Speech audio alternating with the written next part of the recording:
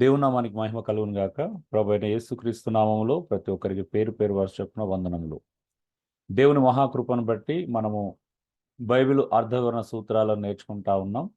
మనం రెండో అతి ప్రాముఖ్యమైనటువంటి పాఠ్యభాగంలో ఉన్నాం. ఇంటర్ప్రిటేషన్, అర్థము చెప్పుట. మొదటి పాఠ్యభాగం గమనించుట చూశాము. గమనించుటలో 5 సూత్రాలు నేర్చుకున్నాము. సో ఇంటర్ప్రిటేషన్లో ఉన్నటువంటి ప్రిన్సిపల్ సూత్రములు నేర్చుకుంటున్నాం. ఎలా వాక్యాన్ని అర్థవివరణ చేయాలి, ఎలా అర్థవివరణ చేయకూడదు అనేటువంటి విషయాలు నేర్చుకుంటున్నాం. ఎలా అర్థవివరణ చేయకూడదో, సమాజంలో ఎన్ని తప్పుడు అర్థవివరణలు ఉన్నాయో దాదాపు ఒక 7 తప్పుడు అర్థవివరణలు మనం చూశాం. సో ఇప్పుడు మనము 6వ సూత్రంలో ఉన్నాము. సందర్భానుసారంగా వాక్యాన్ని అర్థవివరణ చేయాలని. అందులో మొదటిది ఇమీడియట్ కాంటెక్స్ట్, అక్కడే ఉన్న సందర్భాన్ని ఎలా కనుక్కోవాలో అలాంటి రిఫరెన్స్లన్నీ మనం పరిశీలించడం జరిగింది. అలాగే రెండవదిగా వైడర్ కాంటెక్స్ట్, చుట్టూరా కూడా కాంటెక్స్ట్లో చూస్తేనే కానీ మనకు లేఖనం అర్థం కాలేదన్న విషయాన్ని మనం చూసాం. నిన్న అద్భుతమైనటువంటి పాఠ్యభాగాన్ని మనం చూడడం జరిగింది, పాపం గురించినటువంటి కదా. దేవుల్లో ఉన్నవాడు పాపం చేయడు, జాలడు అనే మాట యొక్క భావాన్ని మనం చూడడం జరిగింది. ఈరోజు హోలిస్టిక్ కాంటెక్స్ట్లో చూద్దాం. అంటే బైబిల్ మొత్తము చూస్తే కానీ ఇలాంటి పదాలకి అర్థం తెలియదు వాస్తవం చెప్పాలి అంటే. ఒక ఉదాహరణ చూస్తే మీకు అర్థమవుతుంది. సో హోలిస్టిక్ కాంటెక్స్ట్ అంటే బైబిల్ మొత్తం చూడాల్సి వస్తుంది. చూద్దామా ఒక ఉదాహరణ. మత్తయి సువార్త 5వ అధ్యాయం 38వ వచనం.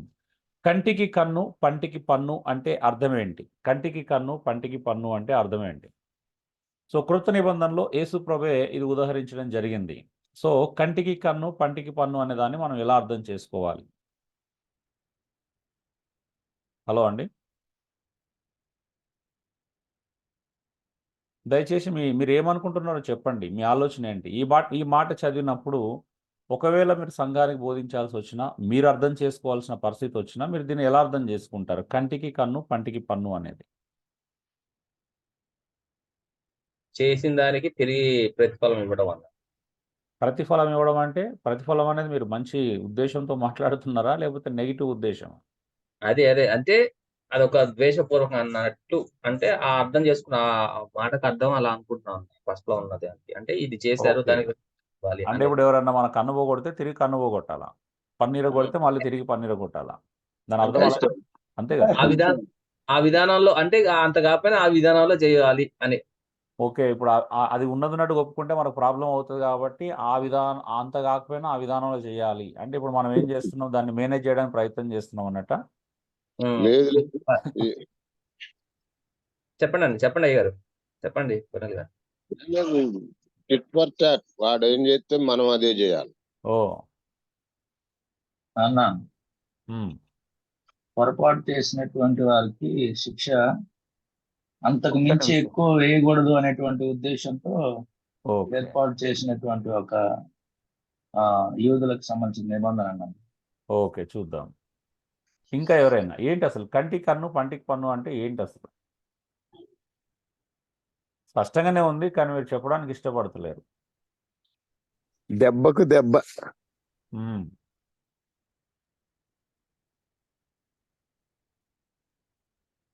ఓకే.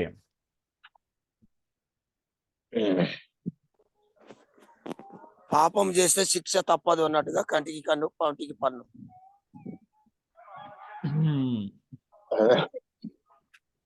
పాపం చేస్తే శిక్ష తప్పదు. ఏ పాపం గురించి మాట్లాడుతున్నారు?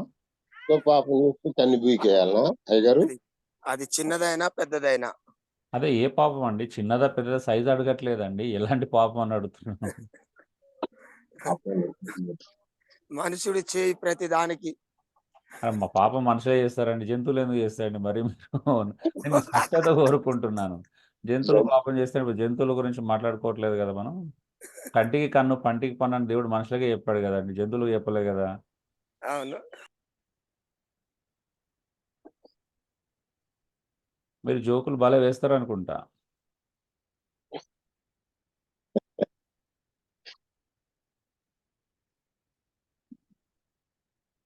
చెప్పండి బ్రదర్స్ అండ్ సిస్టర్స్ ఉన్నారా? ఓన్లీ బ్రదర్స్ అయినా ఎవరైనా మాట్లాడవచ్చు? చెప్పండి. ఎదుటోళ్ళు కొడితే వాళ్ళని మళ్ళీ కొట్టటం, వాళ్ళు తిడితే తిట్టటం, అంటే ప్రతి చర్య చేయటం. Okay okay. సో కన్ను తీసేస్తే కన్ను తీసేయాలి, ఓకే. తీసేస్తే తీసేయాలి. వాళ్ళు మన నష్టపరిస్తే వాళ్ళని కూడా మనం తిరిగి నష్టపరచాలి. అంటే మనం నష్టపరచాలంటే ఇప్పుడు మనకు వర్తిస్తుంది అంటున్నారా? అలా చెప్తున్నారా? కాదు కాదు. కాదా? ఆ మాటకు అర్థం అర్థం అని చెప్తున్నారా? అనుకుంటున్నాను. ఓకే. ఆ, ఓకే.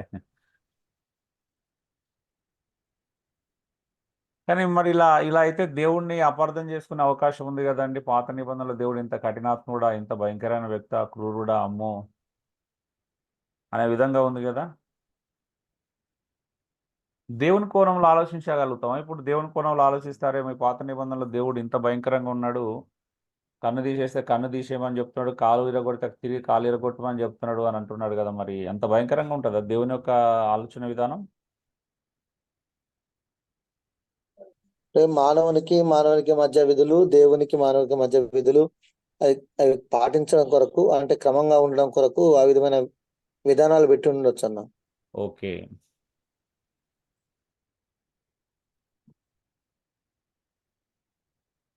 ఇంకా ఎవరైనా? మానవులు చెడు మని చేయకుండా మానవుడు భయపడుతూ చేసిన ఉమ్, మానవుడు చేసిన అది మంచి అయినా చెడైనా, ఉమ్. మంచి అయితే మంచి, చెడైతే చెడు అన్నట్లుగా ఉన్నదని అనుకుంటున్నాను. అదేంటిది? మంచి అయితే మంచి, చెడు అయితే చెడు ఏంటి? దాని ముగింపు మళ్ళీ నేను పూరించుకోవాలా?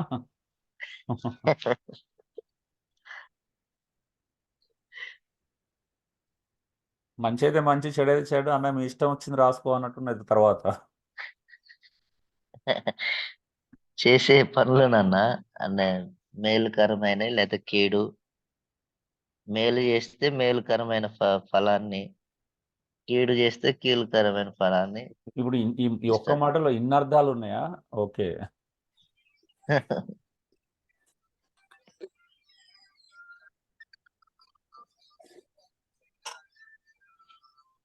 చెప్పండి బర్నబాస్ గారు. అప్పుడు సమాజం అనుసరించవలసినటువంటి న్యాయ విధి. న్యాయ విధి అంటే ఓకే, మనుషులు వాళ్ళకు వాళ్ళు ఎవరికన్నా నష్టం కలిస్తే వాళ్ళే న్యాయం విధించవచ్చు కదా. ఆ కాలంలో ఆ జాతి అలా ఆ న్యాయ విధి ఆ జాతికి తగ్గట్లు. ఓకే. సో ఆ కాలంలో ఎవరికి ఏం చేసినా వాళ్ళు తిరిగి వాళ్ళకు ఆ అన్యాయం చేసిన వాళ్ళకి మళ్ళీ న్యాయం విధించుకోవచ్చు అనమాట. అది చట్టం, అప్పుడు చట్టం. ఓకే. అన్ననా ఉమ్, మానవుడు తప్పు చేయడం ద్వారా దేవునికి భయపడడానికి దేవుడు అలాంటి ఆజ్ఞ ఇచ్చినాడు నా. ఓకే. కాబట్టి మానవులకి ఎవరైనా నష్టం కలిగిస్తే తిరిగి వాళ్ళు అలా నష్టం కలిగించడం ద్వారా భయం ఏర్పడుతుంది. అలా కాదన్నా, మార్చుకుంటాడు అనేటువంటి ఉద్దేశం అన్నది. ఓకే. భయం కలగకూడదు, ఓన్లీ మార్పు మాత్రమే చెందాలా? భయం కూడా కలుగుతుంది అన్న. ప్రతీకారం తీర్చుకుంటూ భయం కూడా కలుగుతుంది. భయంతో పాటు మార్పు చెందుతారు. ఓకే. ఎవరికైనా నష్టపరిస్తే మాకు కూడా అదే నష్టం జరుగుతుందన్న భయం ఉంటది కాబట్టి ఇతరులకు కీడు చేయడానికి ఎవరు కూడా ఓకే. ఇష్టపడతారు.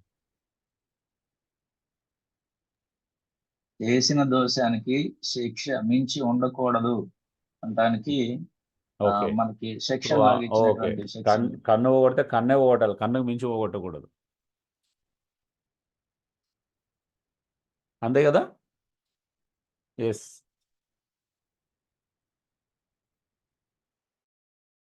ప్రస్తుతం అరబ్ కంట్రీలో కూడా తప్పు చేసిన వాళ్ళకి ఇలాంటి శిక్షా విధి ఉందట కదా, వాస్తవేనా?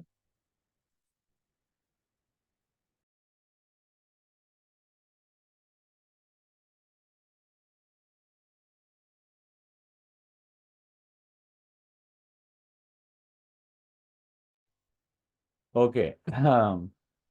సరే చూద్దాం ఇంతకీ సందర్భం ఏంది.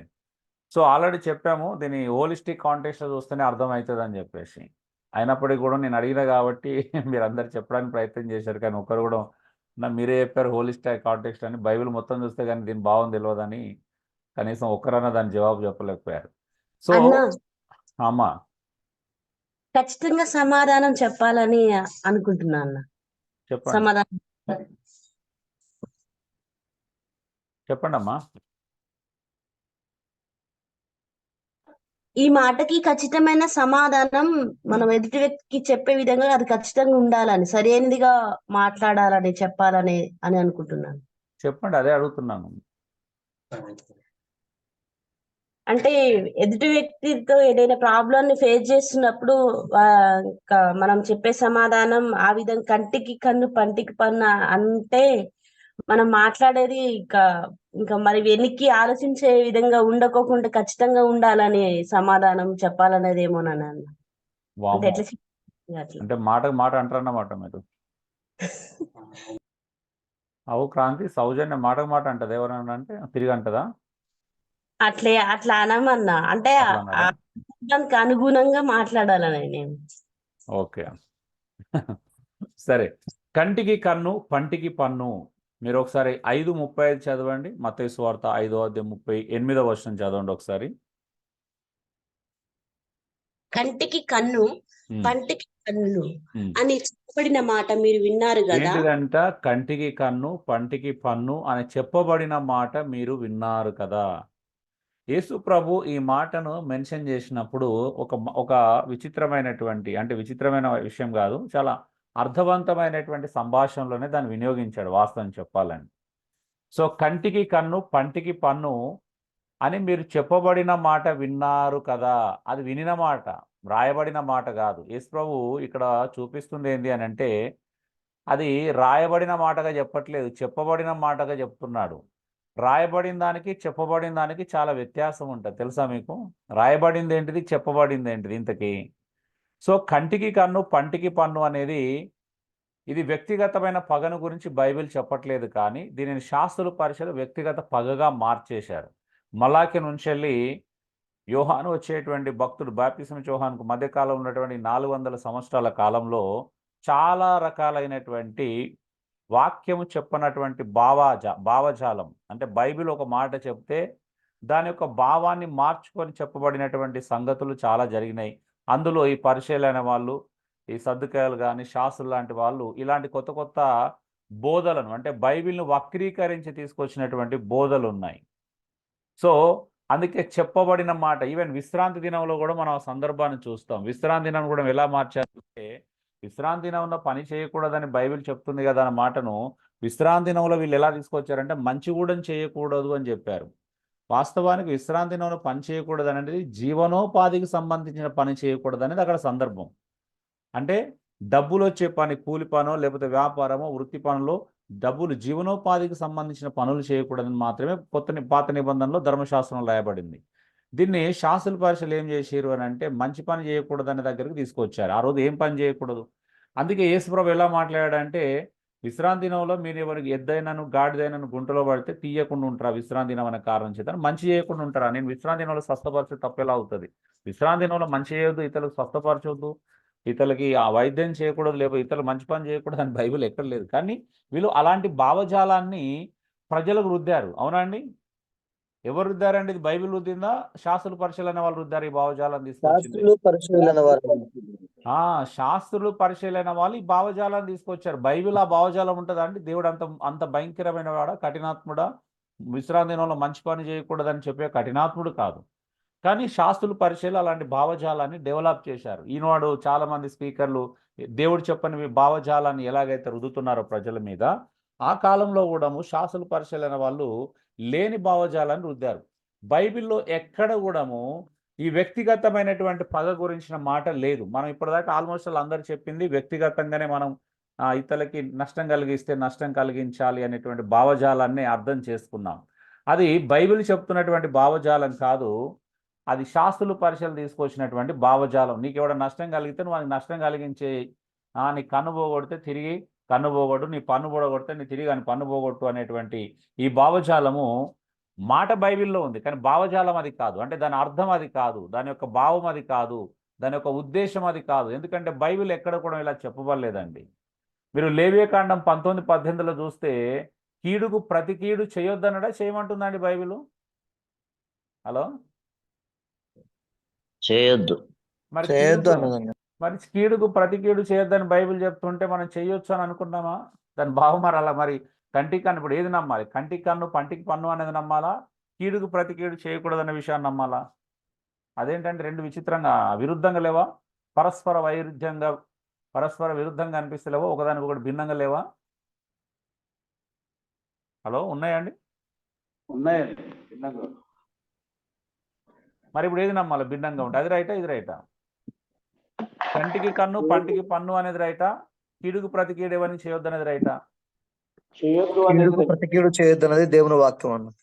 మరి కంటికి కన్ను పంటికి పన్ను దేవుని వాక్యం కాదా? అంటే ఆయన నానుడి శాస్త్రులు పరిచయాలు వాళ్ళు తీసుకొచ్చిన, అంటే అక్కడ ఉన్న నీతిగంతులు కనపడడం కొరకు తీసుకొచ్చారు అన్నమాట. ఓకే, అంటే అది బైబిల్లో లేదంటారా?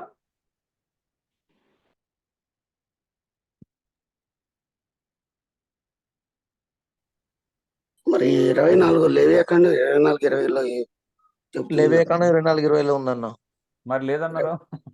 విరగొట్టబడే అంటే విరగొట్టబట్టే శిక్ష కంటికి కన్ను పంటికి పళ్ళు చెల్లవలను. వాడు ఒకవేళ కళంకం చేసినందున వానికి కళంకం చేయవాలి. ఓకే, సో ఇప్పుడు అది వాక్యంలో ఉంది, ఇది వాక్యంలో ఉన్నది. మరి ప్రాబ్లం ఏంటి? రెండు వచనాల మధ్యలో ఉన్నటువంటి సమస్య ఏంటి? అది చెప్పబడిన మాట రాయబడింది కాదు. అదేంటండి? కంటికి కన్ను పంటికి పన్ను చెప్పబడిన మాట, రాయబడిన మాటనే కదండి, బైబిల్లో ఉంది కదా. మోషే చెప్తున్నాను 24:20లో ఇప్పుడు ఇంత క్లియర్ గా మీ బర్నబాస్ గారే చూపించారు. మళ్ళీ మీరు చెప్పబడిన మాట రాయబడింది కాదంటున్నారు.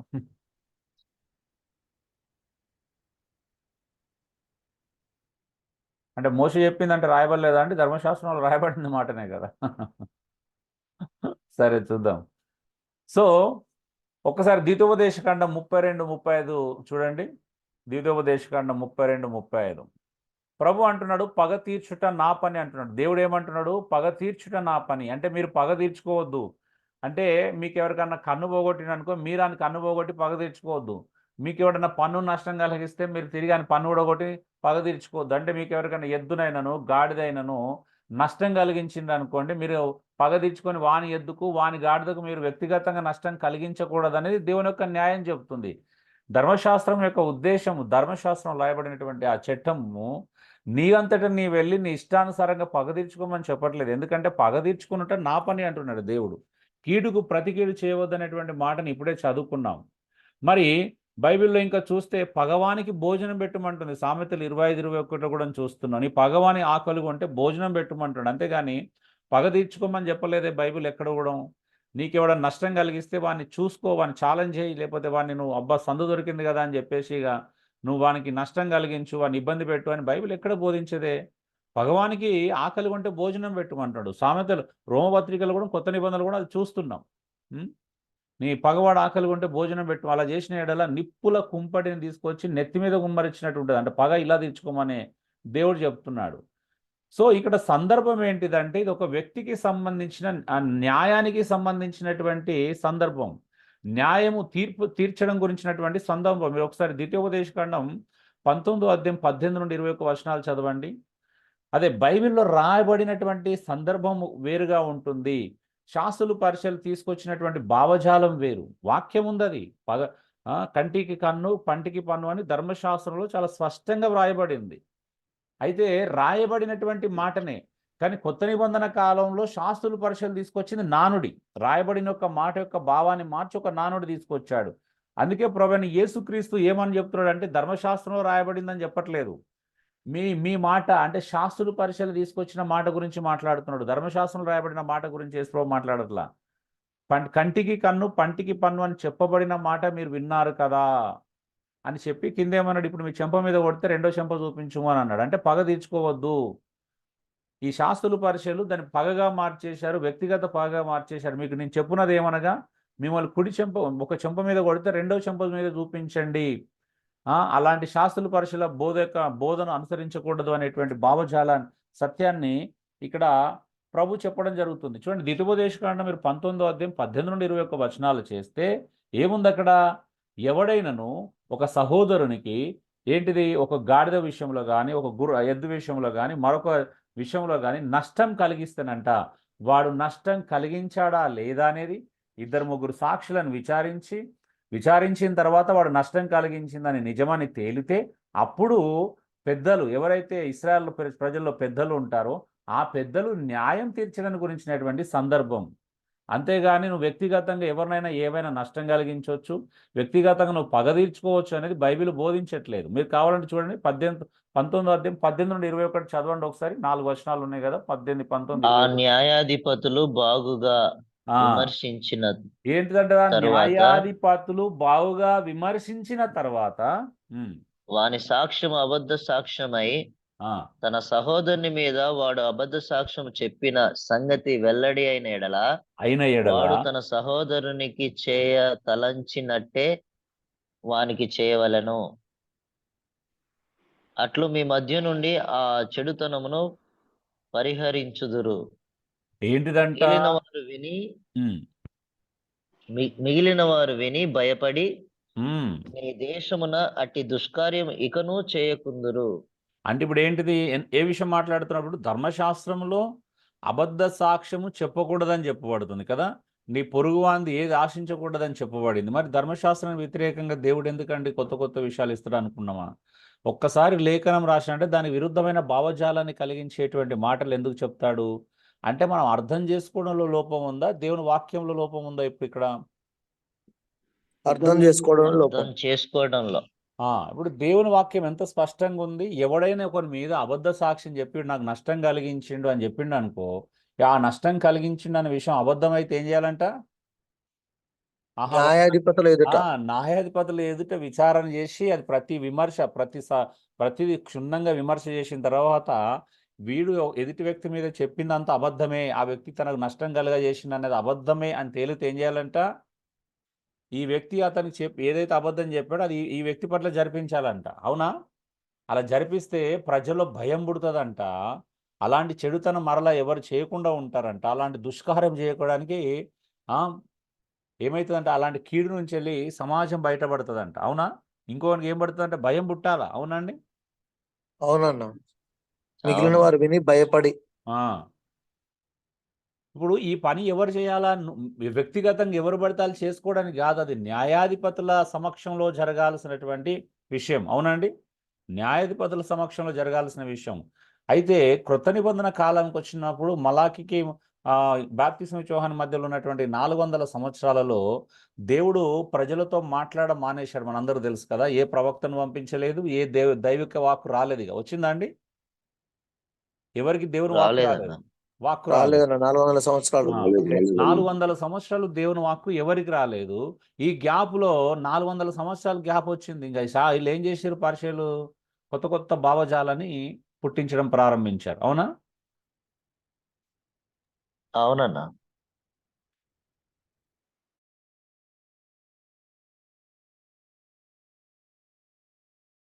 సో కొత్త కొత్త భావజాలాన్ని పుట్టించేసి ఏం చేశారు? వ్యక్తిగత పగగా మార్చేశారు. అందుకే యేసుప్రభువు అన్నాడు, బైబిల్లో ధర్మశాస్త్రం రాయబడినటువంటి విషయం గురించి చెప్పట్లేదు, శాస్త్రుల పరిశీలన నోట నుండి వచ్చిన మాటల గురించి చెప్తున్నాను. మీరు ఆ సందర్భంలో అన్ని కూడా వాళ్ళలా ఉండకూడదని చెప్పాడు కదా. శాస్త్రుల నీతి కంటే పరిశీలన నీతి కంటే మీ నీతి అధికము కాని ఎడల అంటే శాస్త్రుల నీతి పరిశీలన నీతి ఏంటిదండి? అది ధర్మశాస్త్ర నీతి గురించి మాట్లాడుతున్నాడా, వీళ్ళు సొంతంగా పెట్టుకున్న నీతి గురించి మాట్లాడారు అక్కడ? వీళ్ళు సొంతంగా పెట్టుకున్న నీతి. శాస్త్రుల నీతి పరిశీలన నీతి అనేది బైబిల్ నీతి కాదు, ధర్మశాస్త్ర సంబంధమైన నీతి కూడా వాళ్ళు అవలంబించట్లేదు, వీళ్ళ సొంత నీతిని అవలంబిస్తున్నారు అక్కడ. అవునండి? అవును, అవునవునయ్యా. సో ఇది ఇప్పుడు మీరు చూడండి శాస్త్రులని మరియు పరిశీలన నీతి కంటే మీ నీతి అధికం కావాలా? దాని అర్థం ఏంటిది అంటే ఇక్కడ ధర్మశాస్త్ర నీతి గురించి కాదు. మత్తయి 5:20 మరి కంటిన్యూగా చూస్తే కూడా మనం చూస్తున్నాం. అంటే వాళ్ళు బైబిల్ నీతిని పక్కన పెట్టారు, ధర్మశాస్త్రం యొక్క భావజాలాన్ని పక్కన పెట్టారు. దేవుడు ధర్మశాస్త్రంలో ఏ ఉద్దేశంతో రాయించాడు ఆ మాటల యొక్క ఉద్దేశాన్ని కొత్త విధానంలో వాళ్ళు అనుకున్నటువంటి భావజాలను దాన్ని చొప్పించడం ప్రారంభించారు. నేటి కాపర్లు కూడా, నేటి సేవకులు కూడా, నేరు సేవ చేస్తున్న అనేక మంది కూడా బైబిల్లో లేఖనం చదివి వారి సొంత భావజాలాన్ని రుద్దుతున్నారా లేదా మీరే చెప్పండి ఇప్పుడు. హలో అండి?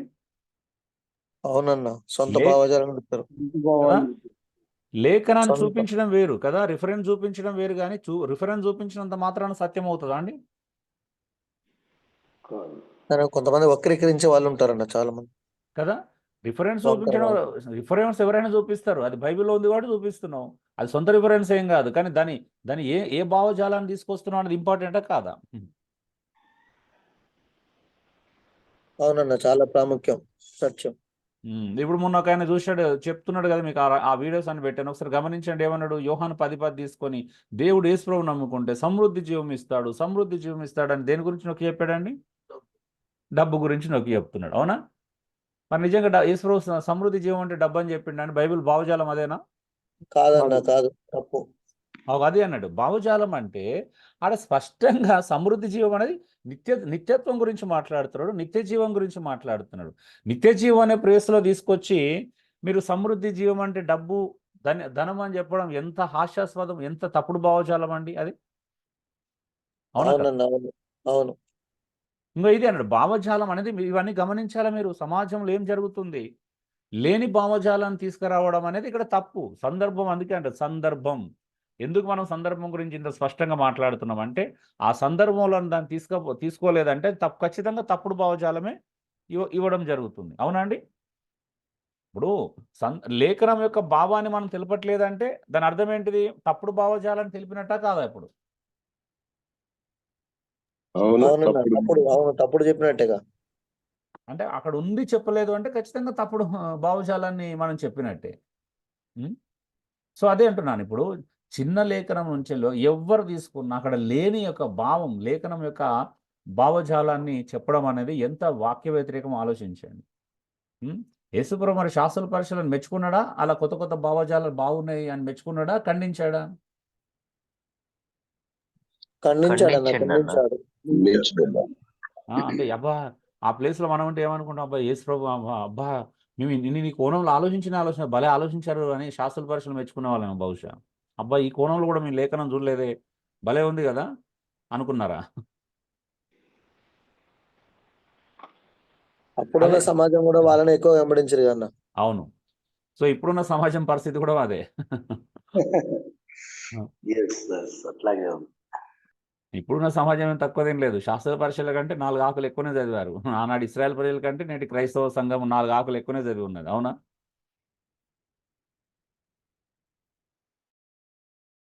ఇప్పుడు అట్లా వాళ్ళు చెప్తే వినకపోతే కష్టమే ఉంది కదండి. ఎవరి కష్టం వినకపోతే? ముందు రక్షణలోకి నడిపించిన, సేవకు సిద్ధపరిచిన నా మాట వింటలేరు, వినకుండా అయిపోయిండు అనే వాక్యానుసారంగా కాకుండా అట్లా కాదు కదా అని అంటే ఇప్పుడు సమస్యలు స్టార్ట్ అవుతున్నాయి. సో చూడండి, ఇప్పుడు ఎవరైనా తీసుకోండి, ఒక వాక్యం చదివితే అక్కడ ఉన్న భావజాలం కాకుండా వేరే భావజాలం మీరు చూశారు కదా. ఒకసారి గుర్తు చేసుకోండి, మీకు పెట్టిన ప్రతి వీడియోని ఒకసారి గుర్తు చేసుకోండి. ఒక్క వీడియోలన్నా అక్కడున్న భావజాలం చెప్పారా అండి? లేదన్నా. సొంత అభిప్రాయాలు ఎక్కువ చెప్పారన్న, సొంత అభిప్రాయాలు. సో అందులో చాలా మంది మనం గొప్ప గొప్ప దైవ సేవకులు అనుకున్న వాళ్ళు ఉన్నారు కదండి. మనం వాళ్ళని ఒక కోణంలో మన మనసులో, మన హృదయాల్లో ఒక ప్రత్యేకమైన స్థానం కల్పించబడిన వాళ్ళు ఉన్నారా? హలో, ఉన్నారన్నా. చూడు, ఇప్పుడు చూడడానికి అంటే బయటికి ఎమోషనల్గా, బయటికి భక్తి భావజాలాన్ని ప్రదర్శించిన వ్యక్తులుగా ఉన్నారు. కానీ వాళ్ళు లేఖనాల యొక్క భావాన్ని ఎక్కడ కూడా నేను సరిగా వివరించడం చూడలేదు. తప్పుగా అనుకోదు. ఎందుకంటే మీరు ఆ రోజు చూశారు, అందులో ఆయన గోదావరికైనా మీ అందరికీ చాలామంది సుపరిచితుడు. ఆయన ఇప్పుడు లేడు అనుకోండి, ఉన్నా లేకపోయినా ఆయన చెప్పిన భావజాలం, దేవుడు నాకు ఇలా సెలవిచ్చాడు, బైబిల్ చెప్పండి ఎందుకు చెప్పారని దేవుడు నిజంగా అందులో అన్నిటికంటే ప్రమాదకరమైన విషయం నేను ఒకటి చెప్పాలి. ఏమన్నాడు ఆయన? దేవుడు నాకు చెప్పాడని చెప్పాడు. అవునండి? హలో, విన్నారా? అవునన్నా, అవును. నిజంగా చెప్పాడు, దేవుడు చెప్పాడని మీరు చెప్పగలుగుతారా? ఇప్పుడు ప్రజలను నమ్మించడానికి దేవుడు నాతో చెప్పాడు నేను అడగగానే దేవుడు ఎందుకు చెప్తాడు? లేని ఎందుకు చెప్తాడు? అక్కడ భావం లేనటువంటి భావాన్ని ఎందుకు చెప్తాడు? రాయించినటువంటి భావం కాకుండా మరొక భావాన్ని ఎందుకు చెప్తాడు దేవుడు? ఇప్పుడు ఇదే కదా సమస్య. చెప్పండి. ఏ లేదు, అదే ఒకసారి లేఖనం బయలుపరచబడిన తర్వాత దాన్ని మళ్ళీ మనిషికో తిరిగా మార్చాడు కదన్న దేవుడు. సో ఇప్పుడు అలా అందుకే ప్రజలు వాళ్ళు నమ్మడానికి, వెంబడించడానికి కారణం అదే. వాళ్ళు ప్రతి దానిలో దేవుని తీసుకొచ్చారు. అవునండి? అవునన్నా, అట్లయితేనే జనాలు నమ్మగలుగుతారు అన్నట్టు, మోసగించడం. చూడండి, వాళ్ళందరూ ఏమనుకున్నాం, అబ్బా ఎంత మంచి సేవకులు అనుకున్నాను. నేను చెప్తున్నాను, ఆయనతో ముఖాముఖిగా కూర్చున్నాను చాలా సందర్భాల్లో. ఆ ప్రశ్నలు అడిగితే ఆయన నమ్మకాలు, ఆయన ఆలోచనలు అన్నీ డిఫరెంటే. లేని చెప్తాడు దేవుడు. ఎందుకు చెప్తాడు? దర్శనాలు ఇచ్చి, కళలు ఇచ్చి లేని అని ఎందుకు చెప్తాడు అండి దేవుడు? బైబిల్ ఉన్నది చెప్పమంటే లేని చెప్పా. అందుకే నేను కట్ చేసుకున్నాను. ట్రై చేసిన, నేను ఎంతమందిని వెతికింది తెలుసా అండి. సత్యం కొరకు నేను అందరిని కలిశాను, వ్యక్తిగతంగా మాట్లాడాను, ఆయనతో టైం స్పెండ్ చేసిన, అంటే అడిగాను ప్రశ్నలు, ఏంటి ఏంటి ఎలా అని. ఏదేదో చెప్తున్నాడు. అంటే మేము దేవునితో ఉంటాం, ఇక మాకు దేవుడు అన్ని బయలుపరుస్తాడు అని అంటే వాక్యానికి విరుద్ధంగా ఎందుకు బయలుపరుస్తాడు? ఎవరు వాక్యానికి నేను ప్రాధాన్యత ఇవ్వడం చూడలేదు. వాక్యం మాట్లాడుతున్నారు కానీ వాక్యమే అల్టిమేట్, వాక్యానికి మించింది ఏం లేదు అని చెప్పట్లేదు ఎవరు.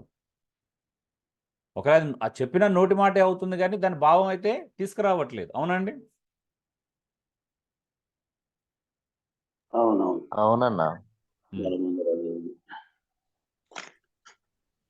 అన్నా చెప్పండి. అలా ఏం లేదు. ఇప్పుడు ఈ 41, 42 కూడా దీన్ని ఏ రీతిగా అర్థం చేసుకోవాలన్నా? ఒకడు ఒక మైలు దూరం రమ్మంటే బలవంతం చేసిన 2 మైళ్ళు లేదా అప్పు అడుగుకోరు వారికి ముఖం తిప్పుకో. అదే ఇప్పుడు ఇక్కడ విషయం ఏంటి అని అంటే మనకు అందుకే చూద్దాం దాని హిస్టారికల్ బ్యాక్గ్రౌండ్ ఏంటిది. ఇప్పుడు మనం ఆ సూత్రం దగ్గరికి రాలేదు, ఆ సూత్రంలో నేర్చుకుందాం. ఇప్పుడు మనకు అది హిస్టారికల్ బ్యాక్గ్రౌండ్ వెళ్ళిపోతే ఒకడు మైలు దూరం రమ్మంటే 2 మైళ్ళు వెళ్ళమంటే దాన్ని లిటిల్గా అర్థం చేసుకుంటే ఎలా వస్తుందండి? ఇప్పుడు మీ సహోదరులు వచ్చి అంటే మిమ్మల్ని ఎవరన్నా విజయవాడ దాకా రమ్మంటే మీరు కాకినాడ దాకా వెళ్ళాలని అర్థం వస్తుంది అప్పుడు. అవునండి? అవును కదా, అందుకని ఏమంటారు? అవును, దాన్ని ఎట్లా మనం అర్థం చేసుకోవాలి, ఇంటర్ప్రిటేషన్ ఎట్లా చేసుకోవాలి చూద్దాం. ఇప్పుడు ఇది మీరు అక్కడ జరుగుతున్నటువంటి పరిస్థితిలో ఒకరు అర్థం చేసుకోలేకపోతే తప్పుగా అర్థం చేసుకుంటారు. అక్కడ ఒక చెంప మీద కొట్టమంటే 2 చెంప చూపించమనే సందర్భం కూడా అదే. అక్కడ అవన్నీ ఒకే సందర్భానికి సంబంధించినటువంటి మాటలు. ఒక మాట చెప్తున్నా. సో సింపుల్గా చెప్పాలంటే మీరు అర్థం చేసుకోవాలంటే ఆ కాలంలో యూదులు అనేవాళ్ళు బానిసలుగా ఉన్నారు, రోమా ప్రభుత్వం కింద ఉన్నారు. ఫస్ట్ అది అర్థం చేసుకోవాలి. యూదులు రోమా ప్రభుత్వం కింద ఉన్నారు. రోమన్స్ వచ్చి వీళ్ళ ప్రాంతాలను ఆక్యుపై చేసుకొని పరిపాలిస్తున్నారు. అయితే అలా పరిపాలిస్తున్నప్పుడు రోమన్ సైనికులు వచ్చి యూదుల నుంచి వచ్చి ఒక మైలు దూరం అంటే గైడ్స్గా యూదులను పెట్టుకునే వాళ్ళు. గైడ్స్గా ఎవరిని పెట్టుకునే వాళ్ళు అంటే యూదులనే పెట్టుకునే వాళ్ళు. ఎందుకంటే యూదులకు అన్ని ప్రాంతాలు తెలుసు కాబట్టి ఈ ఊరికి వెళ్ళాలా ఆ ఊరికి వెళ్ళాలి అని అంటే వీళ్ళు ఖచ్చితంగా ఒక యూదుని పిలుచుకొని అడుగుతారు. అవునండి?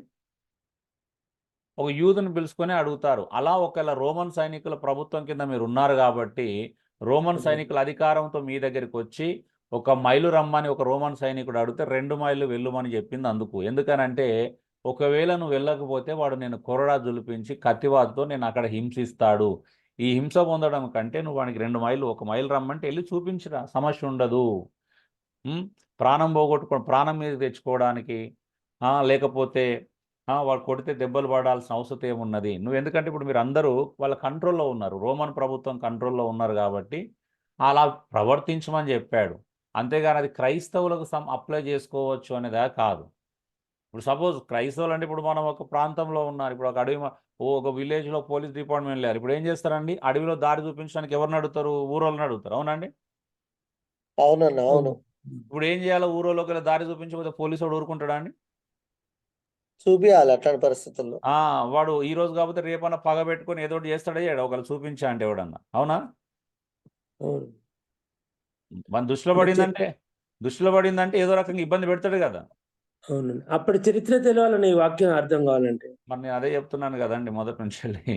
అంటే అది లిటరల్ గా తీసుకోవాలన్నా అయితే ఆ వాక్యం అది మీరు అన్నట్టు కాదు. ఇప్పుడు నేను చరిత్ర చెప్పిన బ్యాక్గ్రౌండ్ చెప్పిన ఇప్పుడు ఎలా తీసుకుంటారు చెప్పండి? అదే లిటరల్ గా తీసుకోవాలి అంటారు కదా, అది అంతే కదా. మరి లిటరల్ గా అంటే దానికి ఆత్మీయార్థం ఏమన్నా చెప్పండి. ఆత్మీయార్థం చెప్తారా చెప్పండి, నేను ఎలా ఉంటుందో నేను వినాలనుకుంటున్నాను. అంటే ఇంతకుముందు చాలా మంది ఏంటంటే ఏదైనా సహాయం అడిగినప్పుడు ఎదుటి వాళ్ళు సహాయం అడిగినప్పుడు దానికి 2 చేయాలి అనేది ఇప్పటి వరకు మేము ఆ విషయంలో అనుకున్నాము.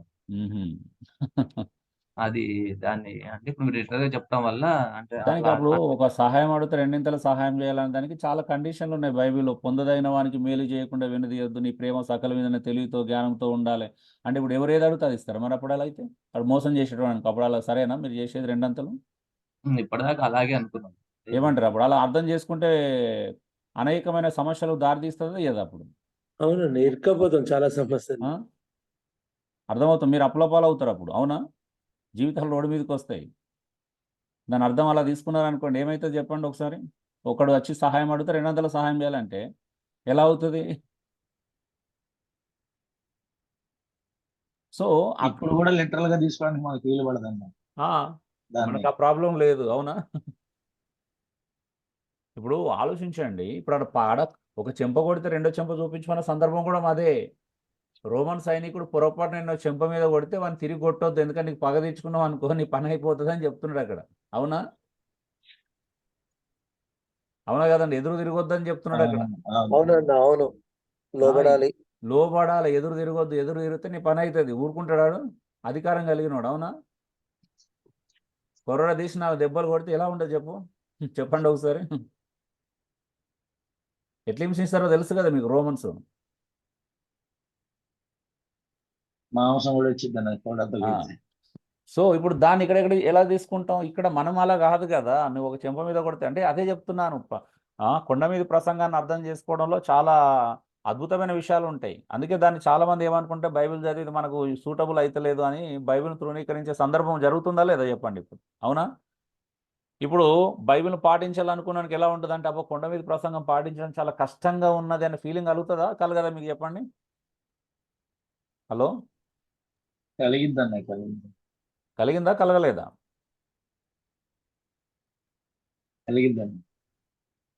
కాబట్టి ఏం చేస్తారు? కొంతమంది వెనక్కి తిరగడానికి ఇష్టపడతారన్న, ముందుకు సాగడానికి బదులుగా.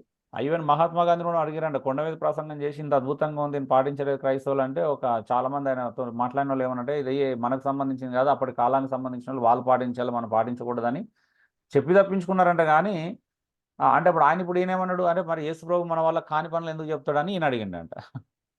మీ ప్రభు మన మనుషులు పాటించడానికి వీలు కాని విషయాలు ఎందుకు చెప్తాడు? ఇప్పుడు చూడండి ఎంత అదవుతుందో చూడండి. ఇప్పుడు ఇలాగే అంటే లేఖనాలనే మనము ఎంత జాగ్రత్తగా అర్థం చేసుకోవాలని ప్రయత్నం చేయాలో చూడండి. ఎంత అవసరం ఉంది, మనం కష్టపడాల్సిన అవసరం ఉందని చెప్తుందా, లేకపోతే ఎలా అర్థమైతే అలా వివరించమని చెప్తుందా? అన్నా మరి అప్పుడు వాళ్ళకి ఆ సందర్భం గాని, ఆ కాలంలో ఉన్న పరిస్థితులు గాని ఇవి తెలవబడకుండానే ఇప్పుడు కొన్ని వందల మందిని ప్రభు చీకట్లో నుంచి వెలుగులోకి నడిపించారు. ఎవరు? అంటే యేసు ప్రభు నా పాపాల కొరకు మరణించి తిరిగి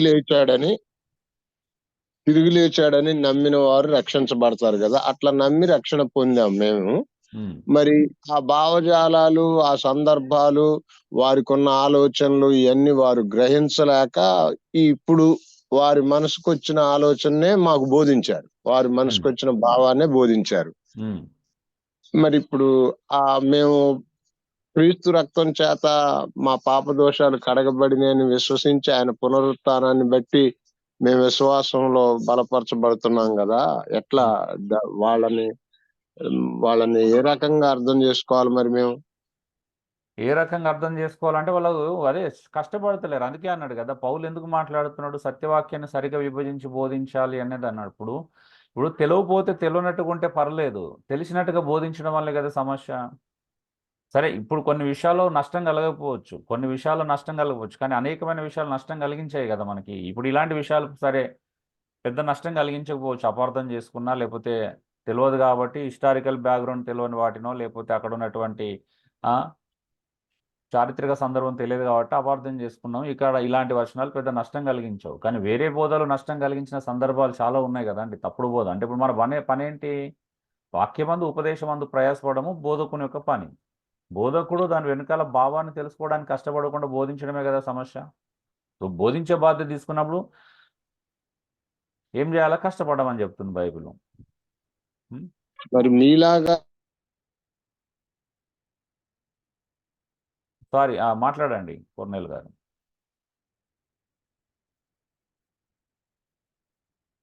హలో అండి కొర్నేల్ గారు, మీరు మ్యూట్లోకి వెళ్ళిపోయిందండి. మీలాగా ఇలా తెలియజేసిన వారు ఆ కాలంలోను గాని, వారు ప్రభు దగ్గరకు వచ్చినప్పుడు గాని, నేర్చుకుంటున్నప్పుడు గాని, వారు ట్రైనింగ్ పొందుతున్నప్పుడు గాని ఇలాంటి వాళ్ళకి తెలియబడాల. ఎంత అర్థ వివరణ అదే దీనికి కారణం ఏమంటారు చెప్పండి? దీనికి కారణం ఏమంటారు? సరే, వాళ్ళకి తెలియబడలేదు, ఇప్పుడు తెలియపరచబడుతుంది, నెక్స్ట్ ఏంటి మనం?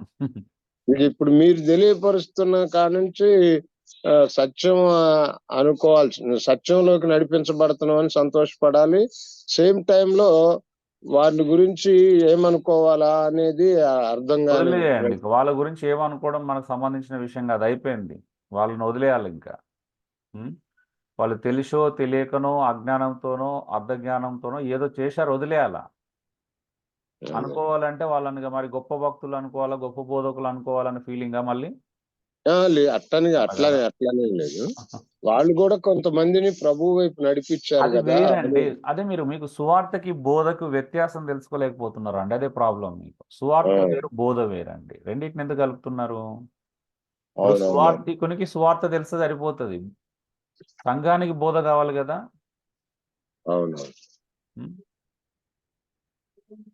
ఇప్పుడు పేషెంట్ దగ్గరికి హాస్పిటల్ తీసుకెళ్ళడానికి పేషెంట్ అంటే ఒక వ్యక్తి డాక్టర్ కావాల్సిన అవసరం లేదు హాస్పిటల్ వరకు తీసుకురావడానికి, అవునండి. కానీ లోపలికి వచ్చిన తర్వాత ఖచ్చితంగా ట్రీట్మెంట్ చేయడం తెలిసి ఉండాలి కదా. ట్రీట్మెంట్ డాక్టర్ మాత్రమే చేస్తాడు. మరి ఇతనే వచ్చి డాక్టర్ లేడని ట్రీట్మెంట్ చేస్తే ప్రాబ్లమా కాదా? ఇప్పుడు ఒక వ్యక్తిని హాస్పిటల్ వరకు పరిచయం చేయడం వేరు, లోపలికి వచ్చిన తర్వాత ట్రీట్మెంట్ కూడా నేనే చేస్తా అనుకోవడం వేరు కదండి. యేసుప్రభు దగ్గర నడిపించడం ఎవరైనా నడిపిస్తారు, అది వేరు విషయం, అవునండి. ఇప్పుడు మా దగ్గర మల్లారెడ్డి ఉన్నాడు, చదువు రాదు, చదువుకోలే, అయినా కూడా పెద్ద పెద్ద కాలేజీలు ఇన్స్టిట్యూషన్లు నడిపిస్తున్నాడు. మరి వందల వేల మందికి చదువు చెప్పిస్తున్నాడు అనుకో. ఇప్పుడు చదువు రానుడు చదువు ఎట్లా చెప్పిస్తున్నాడు అంటే ఇది వేరు అది వేరు, అవునా? ఇప్పుడు క్లాసులోకి వచ్చి క్లాస్ చెప్పమంటే అవుతుంది దీనివల్ల? సరే, ఒక ఇంజనీరింగ్ స్టూడెంట్ ఒక క్లాస్ చెప్పమంటే చెప్తాడా? లేకపోతే ఒక మెడిసిన్ స్టూడెంట్ క్లాస్ చెప్పమంటే చెప్తాడా? ఆయన దగ్గర ఫీజు వసూలు చేయమంటే వసూలు చేస్తాడు. అదే కదా ఇప్పుడు ఎవరు చేయాల్సిన పని. ఇప్పుడు ఏం చేయాలి చెప్పండి. ఇప్పుడు సరే వాళ్ళు ప్రభులోకి నడిపించడం మనం కాదనట్లేదు, వాళ్ళు చెప్తేనే కదా మనం వచ్చింది సువార్త. నేను కూడా అంతే కదా, ఎవరో ఒకరు ప్రభు గురించి పరిచయం చేస్తేనే కదా ప్రభు దగ్గరికి వచ్చింది. అవునయ్యా, అవునవునవును.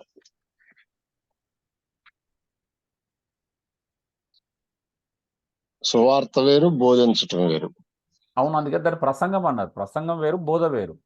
సువార్త వాక్యం ప్రకటించడం వేరు, సంఘానికి వచ్చినటువంటి ప్రజలకు బోధించడం వేరు కదండి. సంఘంలో చేర్చబడిన తర్వాత బోధ కావాలి.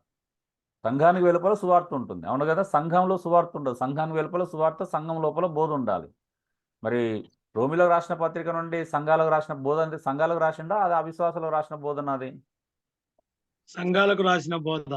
మరి సంఘాలకు రాసిన బోధను సరిగా చెప్పాలి కదా. సరే చూద్దాం. 7వ సూత్రాన్ని మనం నేర్చుకుందాం. 7వ సూత్రం, అస్పష్టమైన వచనాలను స్పష్టమైన వచన వెలుగులో అర్థ వివరణ చేయాలి. అస్పష్టమైన వచనాలు ఉంటాయి బైబిల్లో చాలా, వాటికి స్పష్టత ఉండదు. మరి స్పష్టత లేని వచనాలను ఏం చేయాలండి? స్పష్టంగా అర్థమైనట్టు చెప్పొచ్చా? చెప్పలేము, అవునా? ఉదాహరణ చూద్దాం. ఇక్కడ ఇది అస్పష్టమైనటువంటి వచనం ఏది బైబిల్లో? 1 కొరింథీ 15:29లో మృతుల బాప్తిసం అని ఉన్నది, అవునండి. ఇప్పుడు మృతుల బాప్తిసం అని అన్నప్పుడు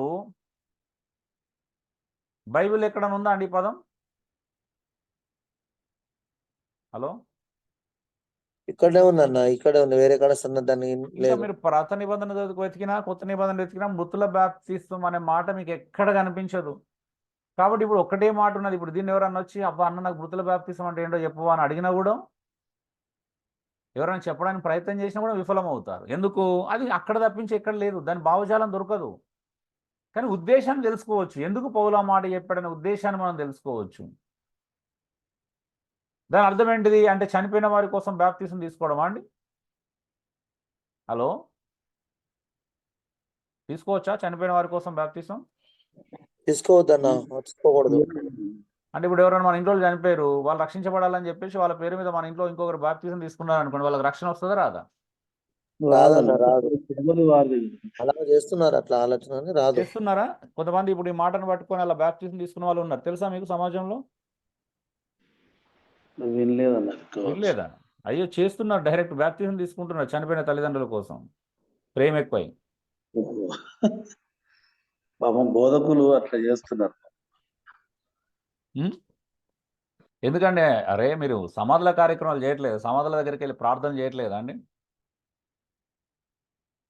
హలో, కొంతమంది చేస్తున్నారు. కొంతమంది అది ఈస్టర్ రోజు సమాధుల తోటలోనే ప్రార్థన పెట్టడం, అయ్యో సమాధులు సమాధుల దర్శించడం. పండుగలే చేసుకుంటున్నారు మీరు, లేదంటున్నారు ఏందండి? సమాధుల పండుగలు చేసుకొని అక్కడ చనిపోయిన వాళ్ళ కోసం ప్రార్థన చేస్తున్నారు. వాళ్ళ నమ్మకం ఏంటిది? చనిపోయిన వాళ్ళ కోసం ప్రార్థన చేస్తే వాళ్ళు రక్షించబడతారని నమ్ముతున్నారు కదా. కొన్ని డినామినేషన్స్ ఉన్నాయన్న. ఆ నమ్ముతున్నారు కదా. మరి చనిపోయిన వాని కోసం ప్రార్థన చేస్తే నిజంగా జరుగుతుందండి? వింటాడా దేవుడు? విని అలా అతన్ని మా రక్షణలోకి నడిపిస్తాడా దేవుడు? రక్షించుకుంటాడా? కాదన్న, లేదండి. రక్షించాడు. కానీ వాళ్ళ బ్రతికుండగానే నమ్మకాలు రక్షణ. వాళ్ళ నమ్మకాలను బట్టి చేసుకుంటున్నారు కదా. మరి సమాధుల దొడ్డుల దగ్గరికి వెళ్ళి వాళ్ళ నాన్నల కోసం, పిల్లల కోసం, ప్రభా ఇతను మీ పరలోక రాజ్యంలో చేర్చుకోమని అడుగుతున్నారు. ఒకవేళ ప్రార్థన చేసినంత మాత్రం చేర్చుకుంటాడా దేవుడు? ఒకవేళ అతను రక్షించబడితే, ముందే రక్షించబడితే నువ్వు ప్రార్థన చేయకపోయినా చేర్చుకుంటాడు. ఒకవేళ మారుమనసు పొంది రక్షించబడిన వ్యక్తి అయితే నువ్వు ఎంత ప్రార్థన చేసినా అక్కడ ఏం జరగదు. అవునండి? జరగదు. ఏమీ జరగదన్న. సో ఇది అదే ప్రజల యొక్క అంటే ఏదో ఎమోషనల్గా అదే అది చేసుకోవడమే తప్పించి ఇది ఇతరులను తప్పుదో పట్టించడానికి సమాధి పండుగలు చేస్తున్నారు. ఇలాంటి వచనం ఇక్కడ తప్ప ఇంకెక్కడ లేదండి. పౌలు యొక్క ఆర్గ్యుమెంట్ అనేది చాలా స్పష్టంగా మనం చూస్తాం. ఏంటిది చూద్దాం. దాని ముందు కొన్ని వచనాలు మనం అర్థం చేసుకోవాలి. రోమా 5:1 ప్రకారం కానీ 10వ అధ్యాయం 9-10 వచనం ప్రకారం క్రీస్తునందు విశ్వాసం ద్వారా మాత్రమే రక్షణ. అవునండి? ఇంకా వేరే రూట్ లేదు. రక్షణకు వేరే రూట్ లేదు. నువ్వేం చేస్తే రక్షించబడ్డాం. హెబ్రీ 9:25 ప్రకారం ఒక్కసారి మరణించినామంటే తీర్పు జరుగుతుంది.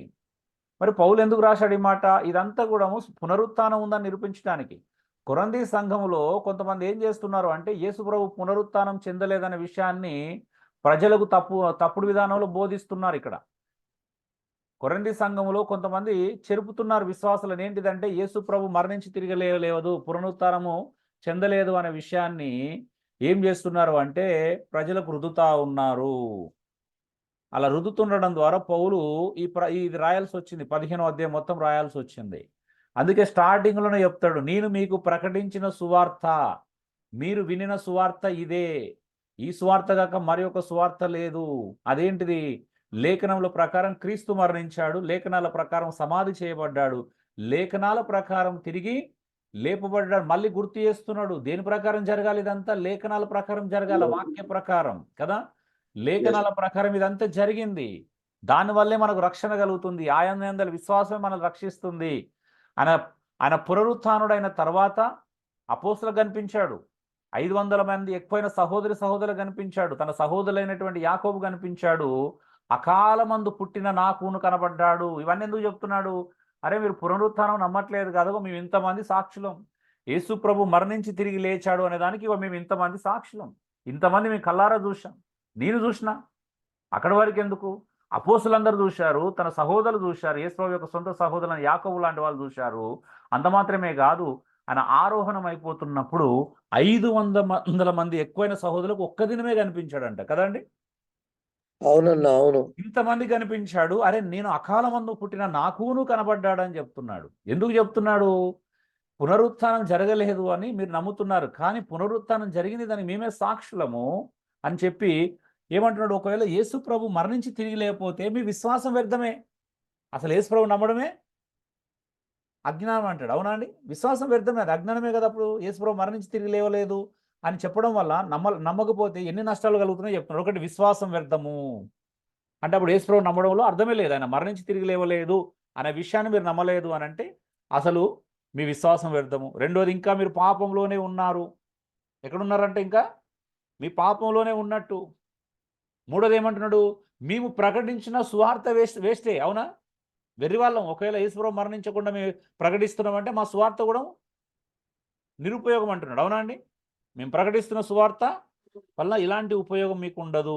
చూడండి, ఒకవేళ యేసు ప్రభు పునరుత్థానం చెందకపోతే ఏమేమి చెప్తున్నాడు? విశ్వాసం వ్యర్థమే, ఇంకా పాపంలోనే మనం అందరం ఉన్నట్టు, సువార్త ప్రకటన కూడా వ్యర్థమే. ఇవన్నీ చెప్పుకుంటూ వస్తున్నాడు. మొత్తం అధ్యాయం మొత్తం దాని గురించే. ఒక్క వచనం కాదండి, దాదాపు 40 వచనాలు. అందుకే అంటాడు, భూమి అంటే గోధుమ గింజన అనేది ఏ గింజైనను భూమిలో పడి చావకుండిన ఎడల అది ఎలా బయటకు వస్తుంది? అది ఎట్టి శరీరం. కొంతమంది అడుగుతున్నారు వాళ్ళ ప్రశ్నలు, మరి చనిపోయినోడు ఎట్టి శరీరంతో లేస్తాడని అడుగుతున్నారు. అరే ఫస్ట్ గోధుమ గింజ ఫస్ట్ చావాలా? నువ్వు చస్తే కానీ నువ్వు ఏరి శరీరంతో లేపబడతావో తెలియదు అంటున్నాడు. అవునా? అందుకే మళ్ళీ మహిమల గురించి చెప్తున్నాడు. పక్షి మాంసం వేరుంటుంది, జంతు మాంసం వేరుంటుంది, మనుష్య మాంసం వేరుంటుంది. అలాగే మహిమను బట్టి మహిమలలో తేడాలు ఉంటాయని చెప్తున్నాడు. అవునండి? ఇవన్నీ ఎందుకు చెప్తున్నాడు? నువ్వు చస్తే కానీ తెలియదు అది. అంటే దీనికి ముందు ఈ మాట చెప్పాడు, అరే మీరు మృతుల పునరుత్థానం లేదనుకుంటానే కొంతమంది ఏం చేస్తున్నారు తెలుసా, లిటరల్గానే అక్కడ చనిపోయిన వాళ్ళ కోసం బ్యాప్టిజం తీసుకుంటున్నారండి. పౌలు దాన్ని ప్రశ్నిస్తున్నారే, పిచ్చోలారా మీరు ఒక మాట మీకు అర్థమవుతుందా? పిచ్చితనమే కదా అది. ఒకవైపు పునరుత్థానం లేదంటారు, మళ్ళీ ఏం చేస్తున్నారు, మృతుల బ్యాప్టిజం తీసుకుంటున్నారు. అవునా? అర్థమవుతుందా అండి? రెండు పరస్పర వైరుధ్యమైన విషయాల, రెండు ఒకదానికొకటి అనుకూలంగా ఉన్న విషయాల. పునరుద్ధానం లేకపోతే అసలు మీరు బాప్తిజం తీసుకోవడం వ్యర్థమే కదా అని వాదించడానికి అలా వాదిస్తున్నాడు. అంటే ఇప్పుడు ఏంటి, మీరు చేస్తుంది ఒకవైపు తప్పు, మళ్ళీ ఏం చేస్తున్నారు, తప్పుడు ఆచారం చేస్తున్నారు ఒకటి, రెండోది ఏం చేస్తున్నారు, మళ్ళీ పునరుత్థానం లేదని ఆర్గ్యుమెంట్ చేస్తున్నారు. అంటే అర్థమేంటి ఇప్పుడు? అందుకే మీ విశ్వాసం వ్యర్థమైతేనే గాని నా సువార్త మీ యందు పనిచేసుద్ది అనే మాట కూడా మెన్షన్ చేస్తారు కదన్నా. ఆ మాట మీ విశ్వాసం వ్యర్థం కావాలా అంటాడు వాళ్ళు నమ్మిక. సో అది విషయం. అంటే పౌలు 15వ అధ్యాయం రాయడం సందర్భం అంతా ఏంటిది అంటే పునరుత్థానం గురించి రాస్తున్నాడు. రిజరక్షన్ అనేది 100% ఉంది, పునరుత్థానం అనేది నిరూపించడానికి రాస్తున్నాడు.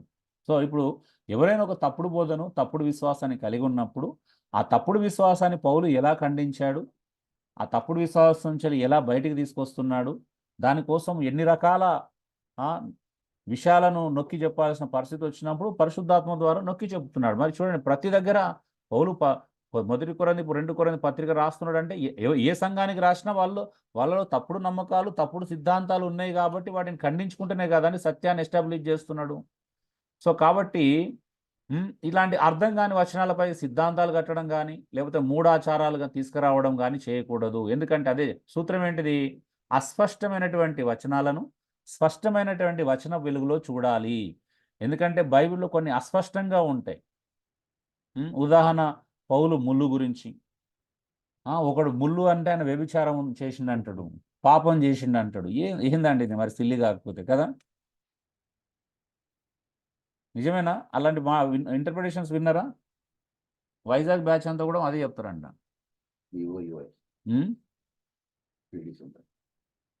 సో ఏదైనా చీకట్లో ఉంటే వెలుగులోకి వెళ్ళి ఆ వెలుగును చీకట్లోకి తీసుకొని రావాలా కదా? మీకు ఏమైనా కనిపించకపోతే ఏం చేస్తారండి? కరెంట్ పోయింది అనుకోండి, మీరు ఏమైనా కనిపించకపోతే ఏం చేస్తారు? చీకట్లో వెతుకుతారా, లైట్ వేసుకొని వెతుకుతారా? టార్చ్ లైట్ వేసుకొని వెతుకుతా ఉన్నాం. మరి చీకట్లో వెతుకుతే దొరుకుతుందా అండి? ఏదన్నా మీరే చెప్పండి ప్రాక్టికల్గా. చీకట్లో ఉన్నదాన్ని చీకట్లో వెతుకుతే దొరుకుతుందా? దొరకదు, ఎవరికి దొరకదు. ఇప్పుడు మృతుల బ్యాప్తిసం అనేది చీకట్లో ఉందా వచనం? అవునా అండి? చీకట్లో ఉందా, వెలుగులో ఉందా వచనం? చీకటి మృతులు. మరి చీకట్లో ఉంటే దాన్ని ఏ వెలుగులో చూడాలి? వాక్యం యొక్క వెలుగులో చూడాలి. అవునండి? వాక్య వెలుగులో చూడాలి. సో ఏదైనా కూడా అందుకే అది అస్పష్టంగా ఉంది కాబట్టి స్పష్టమైనటువంటి మాటలు మనం చూడాలి. అలాగే ఇప్పుడు పౌలు మృతుల బ్యాప్తిసం అని చెప్పి నాకు ఒక ముళ్ళు ఉంచబడింది అంటే ఆ ముళ్ళును ఎవరికి నచ్చినట్టుగా వాళ్ళు, ఒక ఆయనకు కళ్ళు జబ్బు ఉందని అంటారు, ఒక ఆయనకు కడుపులో నొప్పి ఉందంటారు, మరొకటి వస్తే ఆయన వ్యభిచారం చేసే ముళ్ళు ఉన్నది అని అంటాడు. ఈ BOUI వాళ్ళు మొత్తం అది వ్యభిచారం అని ఇంటర్ప్రిటేషన్ చేశారు. తెలుసు కదా PD సుందరరావు బ్యాచ్ వాళ్ళు. అవును. మరి ఎంత సిల్లి అండి నిజంగా. పౌలుకు వ్యభిచారం అని ఆ ముళ్ళు ఉందా అంటే ఆయన దాని ఎందుకు, వీళ్ళకి అలవాటు ఉంది కాబట్టి ఆయనకు పెట్టారు. తెలుసా వాళ్ళు చెప్తా ఉన్నారు. వీళ్ళకి ఏ బలహీనత ఉంటే ఆ బలహీనత అలా రుద్దేస్తారు. నిజమా కాదండి? అవునండి, అవును. తమను కప్పిపుచ్చుకోవడానికి బాప్తిజాన్ని గురించిన ఒక మెసేజ్ కూడా వాళ్ళది ఉన్నట్టుందన్న. అంటే వీళ్ళకు లోపాలు అంటే పౌలుకు అప్లై చేయడం ఏంటండి సిల్లి కాకపోతే? పౌలు గారు నావలే స్త్రీని ముట్టకుండా మీరు అని అన్నాడు కదా, మరి అట్లాంటప్పుడు ఎట్లా అంటాడు? ఇప్పుడు ధర్మశాస్త్ర రీతిలో ఆయన లాంటి వ్యక్తి లేడని చెప్పిండు. అనిందుడు అంటే ఆయన కదా. వ్యభిచారం అయితే అనిందుడు అని చెప్పుకుంటాడా అండి? ఒక మాట చెప్పండి, ధర్మశాస్త్రం ప్రకారం వ్యభిచారం ఎంత నేరో మీ అందరూ తెలుసు, రాళ్ళతో కొట్టి చంపాలి. అవునా? అవునన్నా, అవును. మరి పౌలుని ఎవరైనా రాళ్ళతో కొట్టి చంపారా? వ్యభిచారం అయితే రాళ్ళతో కొట్టి చంపకుండా ఉంటారా అండి? అవునన్నా, అవును. ఎంత సిల్లి ఇంటర్ప్రిటేషన్ చూడండి. అనిందుడు అంటున్నాడు, సమాన వయస్కులో తను జీవించిన కాలంలో తనతో ఉన్నటువంటి సమాన వయస్కులు అలాంటి వ్యక్తి లేడు అంటున్నాడు. అనిందుడు అంట ధర్మశాస్త్ర విషయంలో. వ్యభిచారం చేసినాడు ఏమైనా అనిందుడు అని చెప్పుకుంటాడా? ఒకవేళ చెప్పుకుంటే సమాజం ఊరుకుంటుందా? యూదులు ఊరుకుంటారా అండి? దేవుడు ఊరుకుంటాడా? పోనీ ఆయన గురువు ఊరుకుంటాడా? గమలీయులు ఊరుకునేవాడు? అవునండి. అవునండి, అవును. మరి ఇవన్నీ ఆలోచించారు. అదే లేఖనాన్ని ఇన్ని కోణాలు ఆలోచించకపోతే ఎలా అర్థమవుతుంది? ఇన్ని ఉన్నాయి కాంట్రడిక్షన్ వాళ్ళు చెప్పిన ఇంటర్ప్రిటేషన్కి. వాస్తవానికి ముళ్ళు ఏమై ఉంటదన్న? మళ్ళీ వచ్చారు అక్కడికే. అంటే ముళ్ళు అనే దానికి దేని సందర్భం అనేది? ఒక విషయం ఏంటంటే నిజంగా మన ముళ్ళ గురించి మనకు తెలియపరచాలనుకుంటే దేవుడు బయలుపరిచేవాడు. అది మనకు అవసరం లేదు వాస్తవం చెప్పాలంటే. సాతాను దూతగా ఉంచబడింది. ఎందుకు అనేది చెప్పండి, అడిగితే జవాబు చెప్తాను. ముళ్ళు ఏమిటి అనేది మన ప్రశ్న కాదు, ఎందుకు అనేదని మన ప్రశ్న. బైబిల్ ఎందుకు అనేదాన్ని జవాబు ఇస్తుంది కానీ ఏమిటి అనేదాన్ని జవాబు ఇవ్వట్లేదు. అవునండి. ఏమిటి అనే దానికి ఎన్ని వ్యాఖ్యానాలు చూసినా ఇది ఖచ్చితంగా లేదండి. ఇది కావచ్చు అని చెప్పారు కానీ ఏది ఖచ్చితంగా చెప్పలేదన్న. సో మీరు ఎన్ని కామెంటరీలు చదివినా అయ్యి ఉండొచ్చు అనేది మాత్రమే ఉంటుంది. ఎందుకంటే ఏమిటి అనేది ఎవరు తెలియదు. ఆ కాలంలో ఉన్న తప్పించి ఈ కాలంలో ఉన్న వాళ్ళు తెలుసుకోలేరు. ఏమిటి అనే దానికి జవాబు లేదు. ఎందుకు అనేదానికి స్పష్టమైన జవాబు ఉంది. ఎందుకు అంట? నాకు దేవుని ప్రత్యక్షతలు అధికమైనందున నేను హెచ్చిపోకుండా నిమిత్తము సాతాను దూతగా నాకు ముళ్ళు ఉంచబడి క్లియర్గా చెప్పిండు కదా. అంటే అది పాపానికి సంబంధించింది కాదన్నట్టే కదా. అంటే పౌలు జీవితంలో అనేకమైన ప్రత్యక్షతలు కలిగినవాడు కాబట్టి పౌలు గర్వించి హెచ్చిపోకుండా నిమిత్తము సాతాను దూతగా ముళ్ళు ఉంచబడింది కంట్రోల్ చేస్తుంది. అది భక్తుల జీవితంలో దేవుడు కూడా ఎప్పుడు కూడా ఏదో ఒక శ్రమ, అది ఏ రకమైన శ్రమ మనకు తెలియదు కదా, ఏ రకమైన కష్టమో మనకు తెలియదు. ఒక శ్రమ అంటే అది శోధన, అది శరీర సంబంధమైనదా లేకపోతే ఏదైనా కానీ. ఇప్పుడు ఎందుకంటే భక్తిలో ఎంత ఎదగాలనుకుంటే అన్ని శ్రమలు ఉంటాయండి. ఎందుకో తెలుసా? అనుభవిస్తున్నాను తెలుసు అది.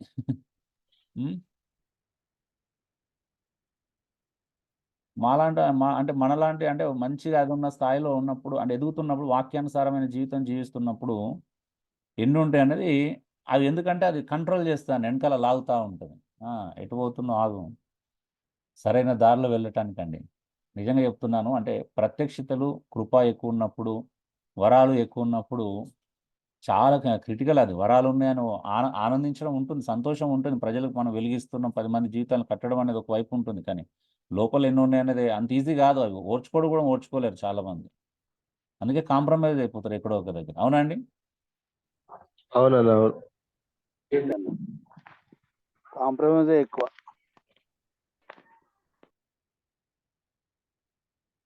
సో అది కాబట్టి ఏమిటి అని తెలుసుకోవడానికి ప్రయత్నం చేయకండి. ఎందుకు అని తెలుసుకుంటే జవాబు వచ్చేసింది ఆల్రెడీ. ఇతర లేఖనాల ఐక్యతలో ఒక లేఖనాన్ని బట్టి కాదు, లేఖనం వివరించాలి. ఒక లేఖనాన్ని వివరించాలంటే దానికి ఇతర లేఖనాల యొక్క సపోర్ట్ ఉందా లేదని కూడా చూడాలి. ఇప్పుడు ఇంతకుముందు సూత్రానికి మృతుల బాప్తిసం అనే దానికి ఇతర లేఖనాల సపోర్ట్ ఉందా అండి? దానికి లేదు కదా. ఒక్క వచనం సపోర్ట్ కూడా దొరకదు. ఉదాహరణ చూద్దాం. ఇప్పుడు ఇది పెద్ద ఇష్యూ మన క్రైస్తవం. 1 తిమోతి 2:9, 1 పేతురు 3:3 నగలు ధరించుట గురించి. ఇప్పుడు చెప్పండి, నగలు ధరించుట పాపమా కాదా?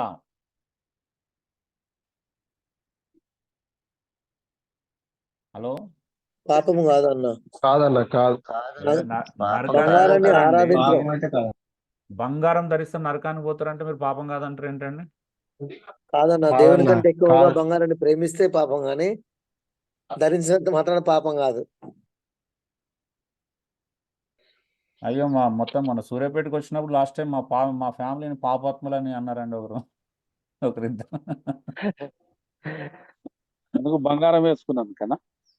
అవును. బంగారం అంటే నేను వేసుకోలేదు, నాకు బంగారం తెలియదు. ఎందుకంటే పరలోకాల బంగారం వీధులు నడుస్తాం కదా, ఇక్కడ బంగారం పెట్టుకుంటుంది. వదిలేసుకుంటే బంగారం వీధులు అయినట్టే. అది కూడా అంటే లిటిల్ కాదు. ఫోటోలు మా ల్యాప్టాప్ లో నా ఫోటో, మా ఫ్యామిలీ ఫోటో ఉండే. ఆ ఫ్యామిలీ ఫోటోలో నా భార్య చెవులకు 2 కమ్మలు ఉండే. ఎంత పాపం అండి. కాదన్న, కాదు. మా లైఫ్ లో ఇంతకంటే ఘోరమైన పాపం అయితే మేము ఎప్పుడు చేసి ఉంటాను నాకు తెలిసి. అయితే నా భార్య గారు, నేను కానీ. బంగారం మీద విగ్రహ బొమ్మలు ఉంటే పాపం అన్న. మా జీవితంలో చేసిన అత్యంత పెద్ద పాపం ఏదైనా ఉందంటే నా భార్య కమ్మలు పెట్టుకోవడం అండి చెవులకు.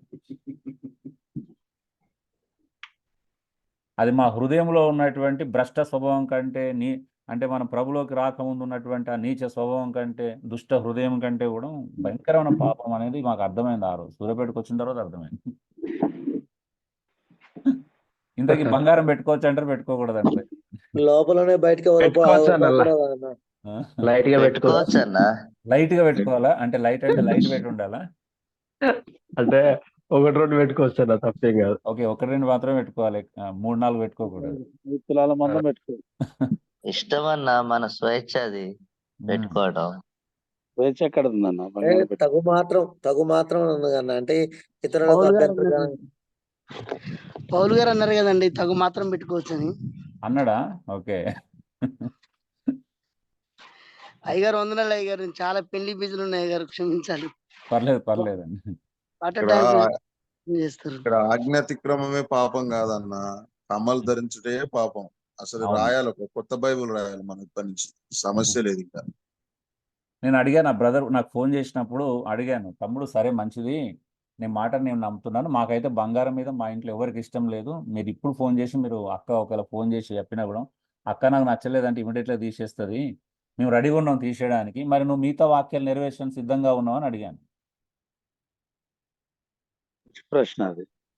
అయిపోయింది కథం, కింది మీద అయిపోయింది. అంటే మేము రెడీగా ఉన్నాం, ఇప్పుడు మాకైతే అవసరం లేదు, ఏదో వాళ్ళ అమ్మ వాళ్ళు ఏదో కొనిచ్చారు పెట్టుకుంది, నేనైతే కొనియలే బంగారము, వాళ్ళు ఎప్పుడో పెళ్లి టైంలో ఏదో 2 కమ్మలు కొనిస్తే పెట్టుకున్నదాన్ని. ఇప్పుడు నేనైతే కొనియలేదు, నేను బంగారం గురించి ఎప్పుడు నేర్పించలేదు, బంగారం షాపు తీసుకెళ్ళి బంగారం కొనాలి ఆలోచన ఎప్పుడు చేయలేదు. సో అలా అని చెప్పేసి ఓకే, మేము ఒకవేళ అవకాశం ఉంటే ఇన్వెస్ట్మెంట్ పర్పస్గా ఇతరులకు సలహాలు ఇస్తాను. నేను నన్ను ఏమైనా అన్నా, నాకు ఏదైనా బిజినెస్ చేయాలి, డబ్బులు ఉన్నాయని ఏం చేయాలని అనుకుంటూ 50,000 ఉన్నాయని ఒక తులం బంగారం కొని పెట్టుకో, ఒక సంవత్సరం వరకు అది 60,000 అవుతుందని చెప్తాను. తప్పేం కాదా? ఏమంటారండి? ఇన్వెస్ట్మెంట్ మంచిదే అన్న. మంచి ఇన్వెస్ట్మెంట్. ఇప్పుడు 50,000 అయితే నువ్వు ఏమంటాడు, ల్యాండ్ అయితే కొనలేడు కదండి, ఒక రెండే కదా, ఒక భూమి మీద ఇన్వెస్ట్మెంట్ చేస్తే పెరుగుతుంది, భూమి అయితే కొనలేడు కదా 50,000కి. అవును, భూమి లేదా బంగారం అంతే, రెండే ఉన్నాయి. ఇప్పుడు అందుకే నేను భూమి కొనమని చెప్పలేను కాబట్టి, నేను ఒక కౌన్సిలర్గా వాళ్ళకి ఆర్థిక సంబంధమైన విషయాలు సలహా అడిగితే మాత్రం ఒక బంగారం కొని పెట్టుకోమంటాను, మంచి రేట్ వచ్చినప్పుడు అమ్ముకోమని చెప్తాను, రేట్ పెట్టి. ఇప్పుడు మనం లాస్ట్ టైం నేను కొంతమంది సలహా ఇచ్చాను తెలుసా, ఈ వారంలో 80,000 దాటింది. మరి ఆ సలహా ఇన్న వాళ్ళకి లాభమో నష్టమో రేపు 1,00,000 అవుతుందంట కొద్ది రోజు. ఇప్పుడు 50,000 పెట్టి తులం కొనడానికి 1,00,000 అయిందంటే డబుల్ లాభం కదండి, కదా? ఎంత సంపాదిస్తారు చెప్పండి 50,000? అంత ఈజీ కాదు. అంటే చెప్తున్నాను, ఒకవేళ అవకాశం ఉంటే అలాగా.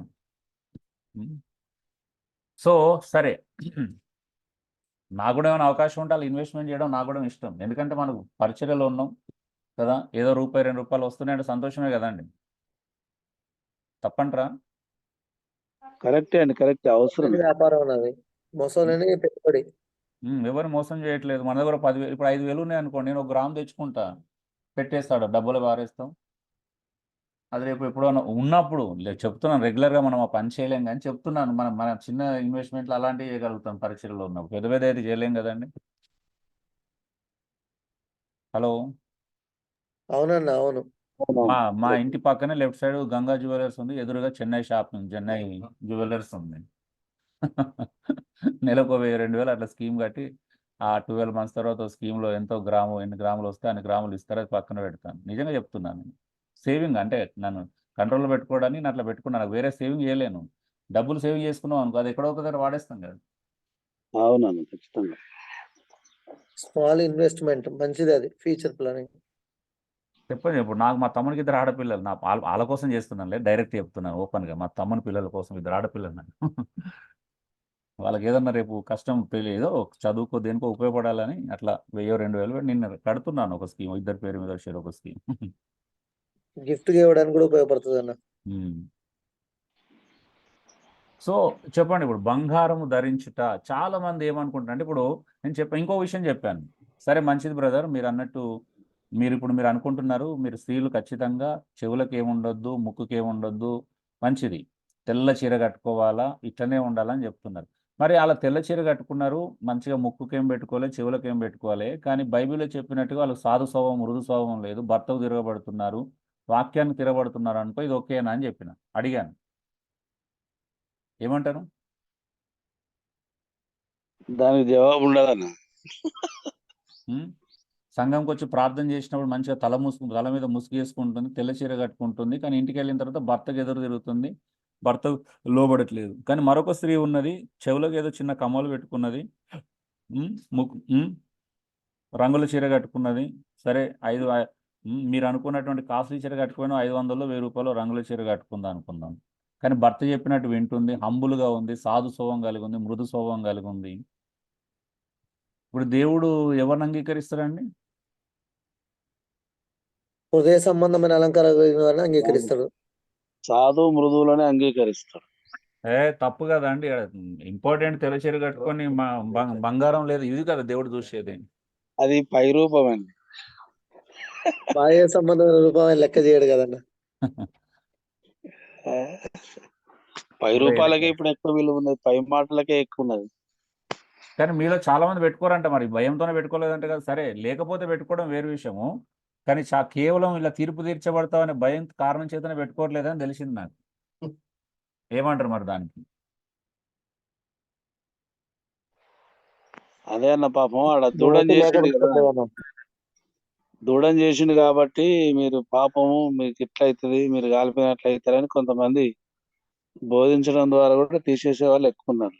పాపం మరి యేసు ప్రభుకి ఫస్ట్ టైం పుట్టినప్పుడు అంట 2 సంవత్సరాల లోపు బంగారము బోలము సాంబ్రాన్ని సమర్పించారంట. మరి బంగారం ఎంత పాపం అండి అక్కడ, తెలియదు వాళ్ళకి. పైగా కొన్ని సువార్తకు కూడా ఆటంకం ఉంటుంది. సువార్తకు ఆటంకం కొన్ని ప్రదేశాల్లో బంగారం అంటే కాదన్న పెట్టుకోకపోవడం వల్ల, అంటే వీళ్ళు అనవసరమైన విషయాలు, ఇప్పుడు అనవసరమైన విషయాలు బోధిస్తే సువార్తకు ఆటంకమే కదండి. ఇప్పుడు కానుకగా సమర్పించచ్చు, తాళి కట్టించకపోవడం పెట్టుకోవద్దు కానీ కానుకలుగా కాదు అంటే వాళ్ళకు ఉన్నదంతా తీసుకొచ్చి కానుకేయాలా? అట్లా అట్లా ఇస్తే సంతోషం. ఒక ఆయన ఎవరు నిర్మల ఆయన ఒక రోజు ప్రసంగం చేస్తే ఏమన్నాడంటే బంగారం పెట్టుకోవడం పాపం అని బోధించిండంట. అందులో మంగళసూత్రం పెట్టుకోవడం ఇంకా భయంకరమైన పాపం అని చెప్పి నరకానికి పోతారని చెప్పి. ఇప్పటికే కట్టించట్లేదన్నా, ఇంకొక 2-3 ఉన్నారు మా దగ్గర. చెప్పగానే 43 మంగళసూత్రాలు పడ్డాయంట ఆయన కానుకపేటలో. 43 సూత్రాలు పడితే వాటితోనే ఎంత గర్వంగా చెప్తున్నాడంటే వాటితోనే నేను చర్చికి పునాది వేసిన అని చెప్తున్నాడు, బిల్డింగ్ కి. ఇక చూడండి, ఇక అసిద్ధమైనది వీళ్ళని ఏం చేయాలండి? అదన్న అసలు పాయింట్ అది, అట్లా అర్పించాలనే ఉద్దేశం. ఇలా జనాలను వీళ్ళు మోసం చేయడం తప్పించి ఏం లేదండి. చూడండి, మిగతా లేఖనాలు, ఇప్పుడు ఇతర లేఖనాలతో కూడా చూడాలి. ఆదికాండం 2:24 రిబ్కాకు నగలు ఇచ్చాను. ఇప్పుడు రిబ్కాకు నగలు ఇచ్చిందంటే పాపం అండి. ఇప్పుడు మరి అక్కడ ఎందుకు ఇచ్చాడు? ఎలియాజరు వెళ్ళినప్పుడు ఇచ్చిండా? ఇచ్చాడు. ఇప్పుడు సందర్భాలు చూడాలా వద్దండి? ఇప్పుడు ప్రతిదానికి సందర్భం చూడాలా? ఇక నగలు ఇచ్చినంటే విగ్రహారాధన చేయమన్నట్టు. ఇప్పుడు పోనీ అలా చేసుకోవచ్చా? నగలు అనగానే విగ్రహారాధన కదా, బంగారం అంటే విగ్రహారాధన. ఓకే, అంటే మీరు ఇప్పుడు లాజిక్ ఒక పెద్ద ప్రశ్న వచ్చింది. మరి మాట బంగారం అంటే విగ్రహాలు అంటే తెల్లచీర కట్టుకుంటే కూడా భర్త చచ్చిపోయిన కట్టుకుంటారు అన్న, లెక్క ప్రకారంగా. ఆ లెక్కన చూసినా గానీ సరే, అది కూడా సువార్తకు ఆటంకమే. అది కూడా బంగారం విగ్రహారాధన అనుకుందాం. ఓకే, ఇంట్లో చెక్కలు కూడా ఉండొద్దండి. అంటే చెక్కతో విగ్రహాలు చేయరండి? చేస్తారు. ఇంటికి పునాదేశం రాళ్ళు కూడా వాడద్దు, ఎందుకంటే రాళ్ళు కూడా విగ్రహాలు ఉంటాయి కదా, రాళ్ళ విగ్రహాలు ఉండవా? అట్లా అనుకుంటే ఇక నేల మీదనే వాడుకోవాలన్నా, మంచాలు కూడా మరి చెక్కనే కదన్నా. అదే కదా, అంటే ఇప్పుడు విగ్రహం అనేది కేవలం బంగారంతో చేస్తారు కాబట్టి దేవుడు వద్దన్నాడు అని ఎవరైనా వాదించినట్లయితే మరి రాళ్ళతో విగ్రహాలు చేయరా, చెక్కతో విగ్రహాలు చేయరా? చెప్పాలి. రాగి విగ్రహాలు ఉండవా, కంచు విగ్రహాలు ఉండవా? ఏమంటారు? మాట్లాడాలి. ఇప్పుడు అన్నిటితో ఉన్నాయండి విగ్రహాలు. మట్టి విగ్రహాలు ఉండవా? మట్టి పెట్టాలంటారు. మరి dear brothers and sister, only బంగారం ఎందుకు తృణీకరిస్తున్నాం అని అంటే బంగారంతో వాళ్ళు విగ్రహాలు చేసుకుంటున్నారు కాబట్టి బంగారం పాపం అంటున్నారు. మరి చెక్కతో విగ్రహాలు చేయట్లేదు, మట్టితో విగ్రహాలు చేస్తున్నారు కాబట్టి వాళ్ళు చేస్తున్నారు అని కాదు. ఇక్కడ మోషే రాకపోతే అహరోన్ చేశాడు కదా, దీన్ని అదొక విగ్రహం పోత పోసి చేశాడు. అంటే అట్లా మనం చేసుకోవద్దు, అట్లా మనం వేసుకోవద్దు, అది మనకు అసలు ఉండొద్దు. దాని ఉద్దేశం బంగారం అంటే విగ్రహం చేసుకోవద్దని అర్థమా, బంగారం వాడకూడదని అర్థం అవుతుంది? బంగారం వాడకూడదు అనేటువంటిది ఎక్కువ చేస్తే అదే నేను ఇంకా అర్థం అడుగుతున్నా. బంగారం వాడకూడదని ఉద్దేశమా, బంగారంతో విగ్రహారాధన తప్పన్నాడా, బంగారం తప్పన్నాడా చెప్పండి, అదన కానీ క్లారిటీ కావాలి. విగ్రహారాధన తప్పు అన్నారు. ఇప్పుడు నిర్గమం 41-42 ఫరో యేసు ఉంగరం పెట్టాడు. ఇప్పుడు ఏంటి పరిస్థితి? అవును. అబ్బా, యోసేపు యేసు ప్రభు దేవుడు ఎట్లా అంగీకరించాడండి? దేవుడు అంగీకరించడం పెద్ద విషయం ఇది. నిర్గమం 3:2 బంగారు నగలు ధరింపజేసి అని ఉంటది. దేవుడే ధరింపజేస్తున్నాడు. మొదటి రాజులు 10:21 పాత్రలని బంగారువి, బంగారు పాత్రలు వాడుతున్నారంట. పరమగీతం 1 చెవిరింగులు బంగారువి అని వర్ణించబడుతుంది అక్కడ. సో ఇప్పుడు బైబిల్ ఏం చెప్తుంది? యాకోబు 2:2 బంగారు నగలు ధరించి వస్తున్నారంట సంఘంలో ఒక్కొక్కడు కదా. ఇప్పుడు ఒక వ్యక్తిని సంఘంలోకి వచ్చినప్పుడు ఒకడు పట్టు వస్త్రాలు కట్టుకొని, ఒక వ్యక్తి బంగారు నగలు ధరించి ఉన్నాడంట, మంచి ఉంగరం పెట్టుకొని. మరొకడు చినిగిపోయిన వస్త్రాలు ధరించి, మాసిపోయిన బట్టలు ధరించి ఉన్నాడు. ఇప్పుడు యాకోబు బంగారం పెట్టుకోవడాన్ని, పట్టు వస్త్రాలు కట్టుకోవడానికి ఖండిస్తున్నాడా, లేకపోతే ఒకరిని ఒక రకంగా మరొకరిని ఒక రకంగా చూస్తున్నారని ఖండించాడా? ఒకరిని ఒక రకంగా చూస్తున్నారని ఖండించాడు. అందరిలో ప్రేమ. మీరే చెప్పాలి. తప్పు అనేది అక్కడ ఏది తప్పు? పట్టు వస్త్రాలు కట్టుకొని బంగారం ఉంగరం పెట్టుకోవడం తప్పు చేసిండు కదా, ఆ వ్యక్తి తప్పు చేసిండా లేదా? అట్లా కాదన్న, వాళ్ళకు వేరే ఘనత, వీళ్ళకు అవమానం జరుగుతుందని మాట్లాడండి. అంటే పార్షాలిటీ అంటే మొహమాటం గురించి మాట్లాడుతున్నాడు అక్కడ. అవునా? విశ్వాస విషయమై మొహమాటం లేని వారుగా ఉండాలా అంటే అందరినీ ఒకే రకంగా చూడాలి, ఒకరిని ఒక రకంగా మరొకరు చూడొద్దు. సంఘంలో బంగారు నగలు ఉంగరాలు పెట్టుకున్నాడు వస్తాడు, పట్టు వస్త్రాలు కట్టుకున్నాడు వస్తాడు, అదే బీదవాడు వస్తాడు, మాసిపోయిన బట్టలు వేసుకున్నాడు కూడా వస్తాడు. అవునండి? ఇద్దరిని సమానంగా చూడమని యాకోబు రాస్తున్నాడా, ఒకరిని ఒక రకంగా అలా నువ్వు అలా చేసుకోవడం ద్వారా ఇలాంటి పరిస్థితి వచ్చింది కాబట్టి నువ్వు కూడా అలాగా మాసిపెట్టిన బట్టలు వేసుకుని రా అని చెప్తున్నాడా? అందరినీ సమానంగా చూడాలి. అవునా? తర్వాత వచనంలో ఏమన్నాడు? ధర్మశాస్త్రం ఉన్నట్టు నిన్ను వల్ల నీ పొరుగువాని ప్రేమించమన్న లేఖనంలో ఉన్నటువంటి ప్రాముఖ్యమైన ఆజ్ఞను మీరు నెరవేర్చిదిరా, బావుగానే ప్రవర్తించు వారవుదురు అంటున్నాడు. అంటే అర్థం ఏంటిది? అందరినీ సమానంగా చూడమని చెప్తున్నాడు. సో ఏదైనా ఎవరైనా మాట్లాడుతున్నప్పుడు బంగారు నగలు ధరించడం పాపం కాదు. మరి దేని పాపం అంటే వాటిని ఆశించడం, వాటి ద్వారా నిజమైన అలంకరణని భావించడం తప్పు. నేను బంగారం లేకపోతే నాది అలంకరణ ఉండదు, బంగారం పెట్టుకోకపోతే నన్ను బయట నేను నిజమైనటువంటి అలంకరణ నాకు లేనట్టే అని ఎవరైనా స్త్రీ భావించింది అనుకో, అది తప్పా కదా చెప్పండి ఇప్పుడు. అవునండి? హలో, ఏది తప్పు?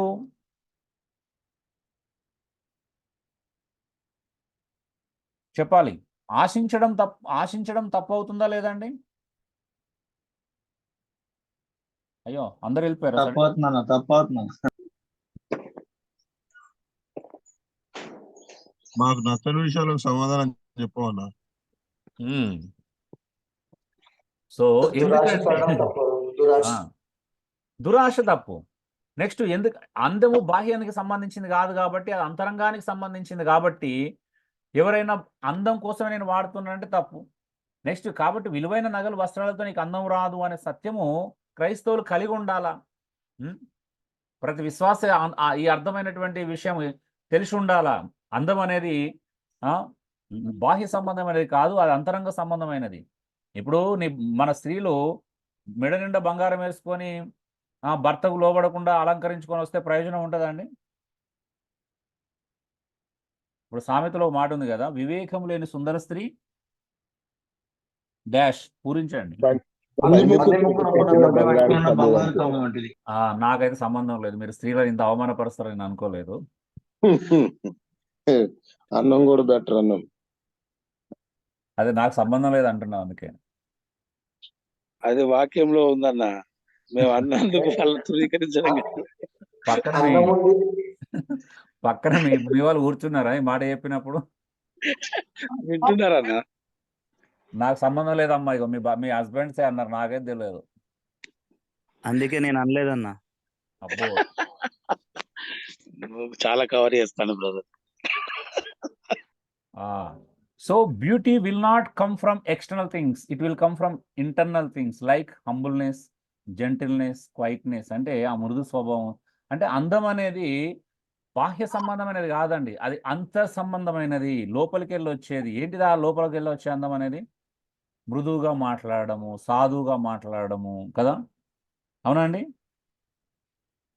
అసలు మృదుత్వం చాలా మందిలో లేదు, స్త్రీలు మర్చిపోయారంట రాను రాను ఆ మృదుత్వం ఇవి కొద్ది రోజులు అయితే పాపంగా భావించబడతాయి.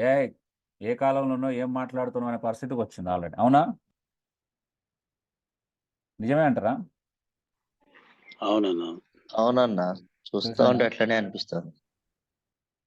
పాపం యాకోబు గారి వాయిస్ రావట్లేదు, మెల్లగా అంటున్నారు అవునన్నా అవును అంటే. పాపం పక్కన ఉన్నట్టున్నారు సిస్టర్, ఇంకా గట్టిగా అంటే ప్రాబ్లం.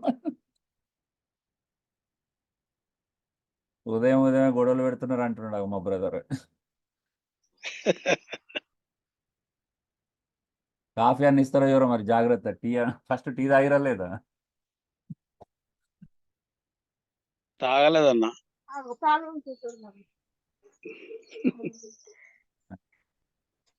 ఓకే. సో స్త్రీలకు నిజంగా చెప్తున్నానండి, మృదు స్వభావం, సాధు స్వభావము. మీకు ఒక లాజిక్ చెప్తున్నానండి. ఇప్పుడు ప్రభులోకి రాకముందు జరిగిన సంగతి, దీన్ని తప్పుగా అర్థం చేసుకోవద్దు ఎవరు కూడా. నేను సహజంగా జరిగిన విషయమే చెప్తున్నాను ప్రాక్టికల్గా. నా ఫ్రెండ్స్ అందరు రౌడీస్ అండి, రౌడీ బ్యాచ్ అందరు కూడా రౌడీ షీటర్లే. ప్రతి ఒక్కరి పేరు స్టేషన్లో రౌడీ షీటర్గా రికార్డ్ అయ్యింది. సో కొంచెం ఎప్పుడన్నా అమ్మాయిలను ఎలాంటి అమ్మాయిలను కామెంట్ చేస్తారో చెప్తున్నాను. జనరల్గా ప్రభులోకి రావుని మేము 90sలో ఆ టైంలో నేను నేను నాకెందుకు అమ్మాయిలను కామెంట్ చేయడం ఇష్టం ఉండదు. ఎందుకనంటే నాకు 70 మంది కజిన్స్ అండి. నాకు 35 మంది, దాదాపు 35 మంది కంటే ఎక్కువ అక్క చెల్లెలు ఉన్నారు. నేను వారి మధ్యలో పెరిగాను. అంటే వాళ్ళ లవ్ అండ్ అఫెక్షన్, అంటే నేనంటే చాలా ఇష్టం వాళ్ళకి.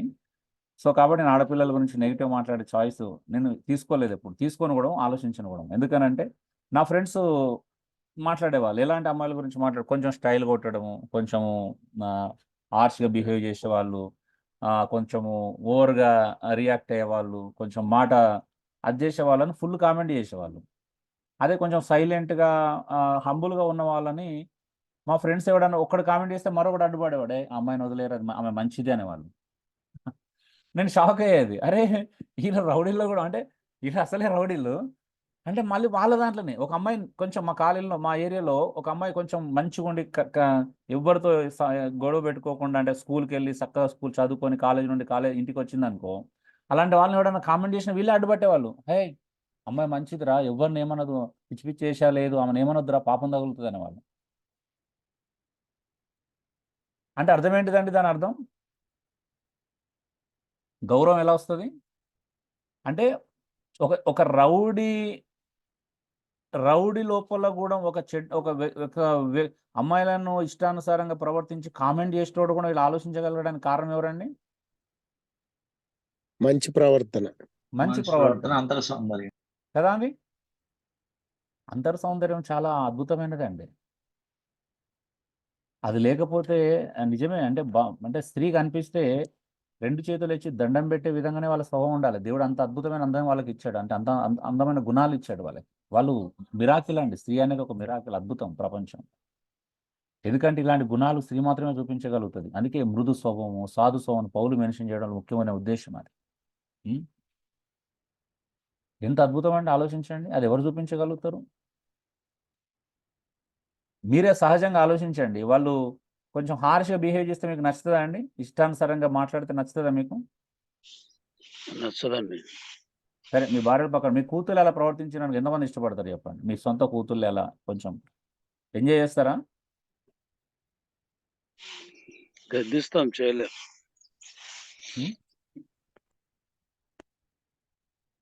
సో సరే, మన టైం అయిపోయింది, నేను క్లోజ్ చేస్తున్నాను. కాబట్టి విలువైన వస్తువుల కంటే విశ్వాస అవసరాలపై దృష్టి పెడతాము. నిజమైన విశ్వాసాలు క్రైస్తవులు ఏం చేస్తారంటే బాహ్య సౌందర్యం కంటే అందరి సౌందర్యంపై శ్రద్ధ చూపిస్తారు. అందుకే వాళ్ళు డబ్బులున్న విలువైన దుస్తులు ధరించాలి, గొప్ప గొప్ప నగలు వేసుకోవాలనే ఫీలింగ్ వాళ్ళకి తక్కువ ఉంటుంది. అంటే ఆత్మ సంబంధులకు వీటి మీద ఫోకస్ ఉండదండి, లైట్గా తీసుకుంటారు. వాళ్ళ దగ్గర ఉన్న దాని మీద పెద్ద శ్రద్ధ ఉండదు, ఉన్నా లేకపోయినా ఒకే రకంగా ఉంటారు. అవునా అంటారా కాదంటారా? అవునన్నా. సో కాబట్టి నిజమైనటువంటి విశ్వాసులు, ఆత్మ సంబంధులైనటువంటి క్రైస్తవులు, అందుకే అక్కడ పౌలు కూడా ఎంత క్లియర్గా మెన్షన్ చేయండి, దైవభక్తి గలవారమని చెప్పుకొని స్త్రీలకు తగినట్లుగా.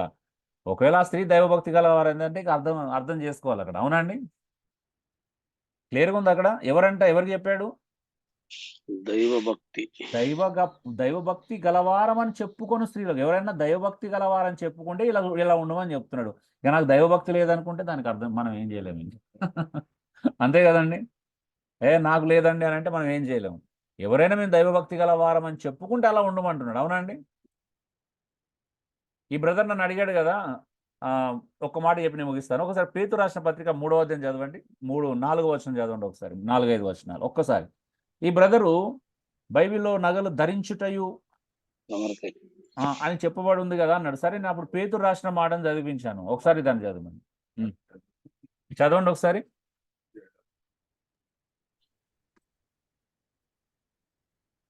అన్న 3వ అధ్యాయము మొదటి నుంచి అన్న 4వ వచనం చదవండి డైరెక్ట్.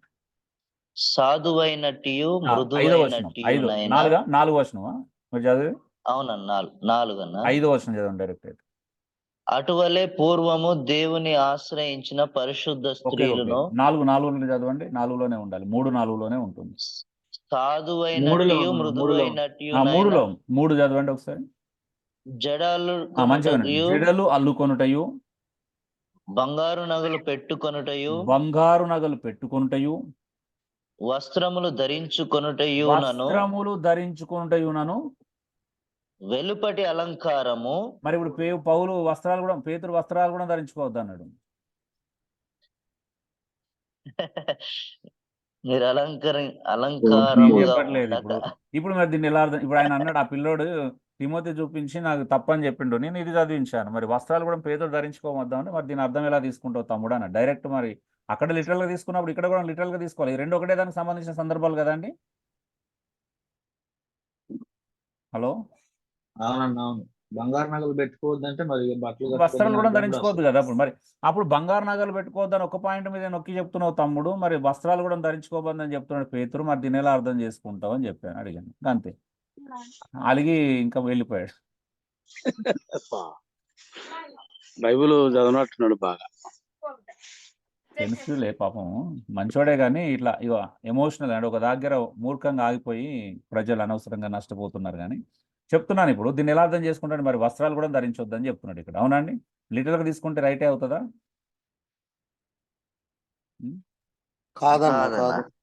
కదా. అప్పుడు ఏ ఫ్యామిలీకో ఆ ఫ్యామిలీకో ఏదో తోట కావాలి, ఫ్యామిలీకో ఏదో తోట కావాలి. అవునా, అందరూ అండర్ గ్రౌండ్ ఉండాల్సిందే. బ్లాక్ జడలు కూడా అల్లుకోవద్దండి, హెయిర్ లీవ్ చేసుకోవాలా? ఇక జడలు అల్లుకోవద్దు, విరవూసుకోవాలి. మరి అప్పుడు విరవేసుకుంటే మరి పెంతకోసాలు ఊరుకుంటారా? దయ్యం వచ్చిందని అంటారు. దయ్యం పట్టిందంటారు. మరి అది ప్రాబ్లం. మరి ఇట్లా ఇలా బ్రతకాలి ఇలా మధ్యలో? నాకు అర్థం కావట్లేదు. దయ్యాలు ఊళ్ళలో తిరుగుతున్నాయి అంటారు. ఇక స్త్రీలారా మీకే కష్టం, మాకు కాదు. జడలు అంటే ఈ కొత్త రకాల జడలు, వస్త్రాలు అంటే విలువైన వస్త్రాలు, అంటే లావిష్డ్ వస్త్రాలు ఉంటాయి కదన్న, అవి వస్త్రాలు ధరించుకోవద్దంటే నేకెడ్ ఉండవని కాదు కదా. నేను భావం అడగట్లేదు, నేను వాళ్ళ ఇంటర్ప్రిటేషన్ చెప్తున్నాను. నేను భావం అడగట్లేదు, నేను ఆ లేఖనం యొక్క భావం ఏంటో నాకు తెలుసు. అదే అన్న, వస్త్రాలు ధరించుకున్నట్టు అంటే విలువగల వస్త్రాలు మరి మాకు గనుక ఉన్నాయి అని చూపించుకోకుండా సంఘంలో సమానత్వం కొరకు చెప్తున్న విధానం అది. మళ్ళీ సమానత్వం మాట బ్రదర్స్, నేను అదే చెప్తున్నా. బాధ ఏంటంటే మీరు లేని ఇంటర్ప్రిటేషన్ చేయొద్దు. అలా సమానత్వం గురించి పేతురు చెప్పలేదండి. మళ్ళీ ఇప్పుడు సమానత్వం అంటే అందరిగా ధనవంతుడు పేదవాడు అందరూ ఒకే రకమైన బట్టలు వేసుకోని అర్థం వస్తుందా? అది సాధ్యం అవుతుందా? అది నిజంగా అలాగే చెప్పిందా? అప్పుడు ఇంతకుముందు చెప్పిన యాకోబు రాసిన పత్రికకు మరి అది విరుద్ధమైనటువంటి భావజాలమే కదండి సమానత్వం గురించి పేతురు చెప్పాడంటే. మరి దాని అర్థం ఏంటంట? సమానత్వం అంటే విమోది బ్రదర్, దయచేసి ఇవే నేను వద్దంటున్నాను. మీరు మళ్ళీ ఆర్గ్యుమెంట్ చేయదు దయచేసి. ఎందుకనంటే అక్కడ లేదు సమానత్వం గురించి పేతురు ఎందుకు చెప్పాడంటే మీరు లేని మాట ఎందుకు చెప్తున్నారు అని అడిగాను. సమానత్వం గురించి పేతురు మాట్లాడట్లేదు. సమానత్వం గురించి మాట్లాడుతున్నాడా అండి? విలువ గురించి, వాల్యూస్ గురించి మాట్లాడుతున్నాడా? ఒక స్త్రీ ఎలాంటి విలువ అలంకరణ గురించి మాట్లాడితే మీరు సమానత్వాన్ని తీసుకొచ్చి పెడితే ఎలా అర్థం చేసుకుంటారు? మరి ఇప్పుడు యాకోబు రాసిన పత్రిక 2వ అధ్యాయంలో బంగారు పట్టు వస్త్రాలు ధరించుకున్నాడు. యాకోబు సమానత్వం గురించి మాట్లాడా, సమానంగా చూడడం గురించి మాట్లాడా? అదే సమానంగా చూడటం గురించే. సమానంగా చూడడానికి సమానత్వం వ్యత్యాసం ఉందా? రెండో ఒకటేనా? మరి క్రైస్తవ్యం అనేది సమానత్వానికా డిఫరెన్స్ అన్న? మామూలుగా క్రైస్తవ్యంలో తిమోతి గారు మీరు ఎమోషనల్ అవుతున్నారు తెలియకుండా. మీరు ఎమోషనల్ కాదు, మీరు సమానత్వం అని అంటుంటే సమానత్వం క్రైస్తవంలో లేకపోతే ఎక్కడుంది? ఇంకా వీలున్నంత వరకు క్రైస్తవ్యంలోనే ఉంటది అనేది నా సమానత్వం అంటే ప్రేమించడంలో సమానత్వం ఉండాలి, గౌరవించడంలో సమానత్వం ఉండాలి. కానీ వస్త్రాలు లేక వాళ్ళ ఆస్తిపాస్తులన్నీ సమానంగా ఏకీవించడం అనేది అది అందరికి సాధ్యమవుతుందన్నా? బ్రదర్, నేను సమానత్వం అంటే ఏంటిది? ఉన్నోన్నైనా లేనోన్నైనా ఒక రూపంగా చూపించడం అనేది సమానత్వం. అదే అన్న. మీరేమంటున్నారంటే అందరు ఈక్వల్ గా ఒకే రకమైన బట్టలు వేసుకోవాలి, అది సమానత్వం అంటున్నారు. రెండు వ్యత్యాసం ఉందండి. ఎంత ఈక్వల్ బట్టల గురించి అంటలేదు. అంటే మీరు అలా అదే చెప్పారు. ఇప్పుడు పేతురు అందరూ అలాగ ధరించినప్పుడే సమానత్వం ఉంటది అనే విధానంలో చెప్పారు. పరలోకంలో అందరు తెల్లని వస్త్రాలని ఉంది కదా, దానికి సాదృశ్యంగా వాడుతున్నారేమో. దాన్ని మనం ఎందుకు తప్పనుకోవాలి? ఒక్కొక్కళ్ళకి అర్థమయ్యే రీతిని బట్టి వారు వాడుతుంటారు. బ్రదర్, మీరు మాట్లాడకుండా ఉంటే మంచిది కొద్దిగా, ఒక్క నిమిషం. ఎందుకంటే మీరు మళ్ళీ అనుకొని ఉండొచ్చు కదా. ఇవే ఇప్పుడు ఇంత క్లియర్గా ఇన్ని సూత్రాలు చెప్పుకుంటూ ఒక సందర్భం ఉంటుంది, సందర్భంలో నేర్చుకోవాలని చెబుతున్నప్పుడు కూడా మళ్ళీ మీరు అనుకొని ఉండొచ్చు కదా, వారి అభిప్రాయం అయి ఉండొచ్చు కదా. పరలోకం గురించి వస్త్ర ప్రస్తావన ఎందుకు వచ్చింది చెప్పండి? తెల్లని వస్త్రాలు పరలోకం లేదు, దేవుడే ఇస్తాడు. ఇక్కడ ధరించమని చెప్పట్లేదు కదా తెల్లని వస్త్రాలు. కాదండి, ఎందుకు ఇలాగా మీరు అదైపోతున్నారు? పరలోకంలో తెల్లని వస్త్రాలు దేవుడు ఇస్తాడు, ఇక్కడ వేసుకోమని చెప్పలేదు కదా తెల్లని దుస్తులు. ఇప్పుడు వాళ్ళు వేసుకుంటారన్న, దాన్ని మనం ఎందుకు తప్పన్నాలి అంటున్నా. మళ్ళీ మీరు అదే పెంతెకోస్తల వాళ్ళు వేసుకుంటే మనకేంటి బాధ? మీరు పెంతెకోస్తు బ్యాక్గ్రౌండ్ తిమోతి గారు? ఖచ్చితంగా. అదే మీరు చెప్పండి, మేము వేసుకుంటామండి అని చెప్పండి. వాళ్ళు వేసుకుంటారని మరి అప్పుడు ఎందుకు ఇండైరెక్ట్ గా మాట్లాడుతూ మేము పెంతెకోస్తలు అంత రాంగ్, దాన్ని రాంగ్ అర్థాలు తీసుకొస్తారు అనేసి అంటుంటే. తిమోతి గారు, ఇక్కడ మీరు తప్పు అర్థం చేసుకున్నారు. డియర్ బ్రదర్స్, ఇక్కడ 40 మంది ఉన్నారు. తిమోతి గారు, నేను ఒక్కని కాదు, ఇక్కడ 40 మంది సాక్ష్యం ఉన్నారు. నేను పెంతెకోస్తలు తెల్లని దుస్తులు వేసుకోవడం తప్పని చెప్పానా? వాళ్ళు ఇతరులు వేసుకుంటేనే భక్తి అని చెప్పడం తప్పన్నానా? అసలు వస్త్రాల గురించి రాలేదు ఇక్కడ. ఇంకొక విషయం, మీరు అలా ఉన్నారు కాబట్టి ఇప్పుడు వస్త్రాల టాపిక్ మీరు తీశారు. నేను తెల్లని దుస్తులు అనే టాపికే తీయలేదు, మీరు తీశారు. అది బంగారు నగర్ వాళ్ళు పెట్టుకోకూడదు, పాపం అంటున్నారనే విషయంలో మనం చర్చించుకున్నాము. ఇది రికార్డ్ అయింది, ఇదంతా రికార్డ్ నడుస్తుంది. నేను మళ్ళీ వినిపిస్తున్నాను. నిజంగా నేను తెల్లని దుస్తులు వాళ్ళు ధరించుకున్నారు కాబట్టి వాళ్ళని క్రిటిసైజ్ చేసినట్టు కానీ, నేను వాళ్ళని తప్పుపట్టినట్టు కానీ నేను ఈ సంభాషణలో చేసినట్లయితే ఖచ్చితంగా నేను మీ అందరికి వచ్చి నేను క్షమాపణ చెప్పడానికి సిద్ధంగా ఉన్నాను. ఇప్పుడు వస్త్రాల గురించి తీసింది మీరు ఆ బ్యాక్గ్రౌండ్ నుండి కూడా అదే కోణంలో చూస్తున్నారు. నేను వాక్యం చెప్పిన కోణంలో మీరు చూడట్లేదు. డియర్ బ్రదర్స్, మీరు అందరు ఉన్నారు కానీ నేను ఇప్పుడు తెల్లని దుస్తుల గురించి టాపిక్ తీశానండి. దాని గురించి, వస్త్రాల గురించి రాలేదు కానీ గుణం గురించి మనం మాట్లాడుకున్నాం. నేను ఇంత క్లియర్ గా గుణం గురించి మాట్లాడుతుంటే పెంతెకోస్తలు తెల్లని దుస్తులు వేసుకుంటే మీకు వచ్చిన నష్టం ఏంటి, వాళ్ళు వేసుకుంటే ఎందుకు తప్పు పడుతున్నారు? నేను ఎక్కడ తప్పు పట్టానండి? వాళ్ళు మమ్మల్ని తప్పు పడుతున్నారని గురించి మాట్లాడానా? నేను వాళ్ళని తప్పు పట్టడం గురించి మాట్లాడానా? మేము బంగారం వేసుకున్నందుకు నరకానికి పోతారు, పాపం చేసిరనే టాపిక్ నేను ఉదాహరణలో వాడాను. అంతేగాని వాళ్ళని నేను ఎక్కడ విమర్శించానండి? వాళ్ళు మనల్ని విమర్శిస్తున్నారు విషయం చెప్పానా? నేను వాళ్ళని విమర్శించే విషయం మాట్లాడానా? తేడా ఉందండి. ఇది సమర్పణకు సంబంధించిన, ఒక్కొక్కరు వేసుకుంటారు, వేసుకోపోరు, అది వాళ్ళని. తిమోతి గారు అటు ఇటు తిప్పకండి దయచేసి. పాయింట్ మీద మాట్లాడండి, నేను ఎంతసేపు అయినా మాట్లాడతాను. మీరు ఒకదానికొకటి సంబంధం లేని విషయాలు మాట్లాడితే నేను మాట్లాడలేను. ఇప్పుడు ఇందాక వస్త్రాలు కూడా ధరించుకోవద్దని లిటరల్ గా తీసుకుంటే ఇంకా వస్త్రాలు ధరించడమే ఇక ఇబ్బందిగా ఉంటుంది. కానీ ఇందాక లిటరల్ పదాన్ని చూపెడతారు కదన్నా, వస్త్రములు ధరించుకొని. తిమోతి గారు, మీరు ఎమోషనల్, నేను అదే చెప్తున్నాను. తిమోతి గారు, నేను దానికి చెప్పిన సందర్భం మీరు వినట్లేదు, మీకు నచ్చినట్టుగానే తీసుకుంటున్నారు. మళ్ళీ ఒక సహోదరుడు నన్ను బంగారు నగలు పెట్టుకోవద్దు అనే మాట నొక్కి చెప్పినప్పుడు అక్కడ వస్త్రాలు ధరించుకోవద్దు అనే కూడా ఉంది. దాన్ని అలా అర్థం చేసుకుంటే దాని అర్థం రైట్ అవుతుంది అనే కోణంలో చూపించానా? నిజంగా వస్త్రాలు ధరించుకోకూడదని చెప్పడానికి నేను చెప్పాను. అది ఎలా అండి? అంత సిల్లిగా నేను ఎలా మాట్లాడతాను అనుకుంటున్నారు? పోనీ వస్త్రాలు వేసుకుంటున్నాం కదా అండి, వస్త్రాలు వేసుకుంటూ వస్త్రాలు వేసుకోవద్దని చెప్తామా అండి? బాబు, ఆ బ్రదర్ అలా అర్థం చేసుకోవచ్చా అనే దాని గురించి మాట్లాడారండి. ఆ బ్రదర్ అలా అర్థం చేసుకుంటే ఇది కూడా అలా అర్థం చేసుకోవాల్సి వస్తుంది కదా, తప్పు అవుతుంది కదా అని కోణంలో చెప్పడానికి ట్రై చేసినాం. వస్త్రాలు వేసుకోకూడదని చెప్పడానికి.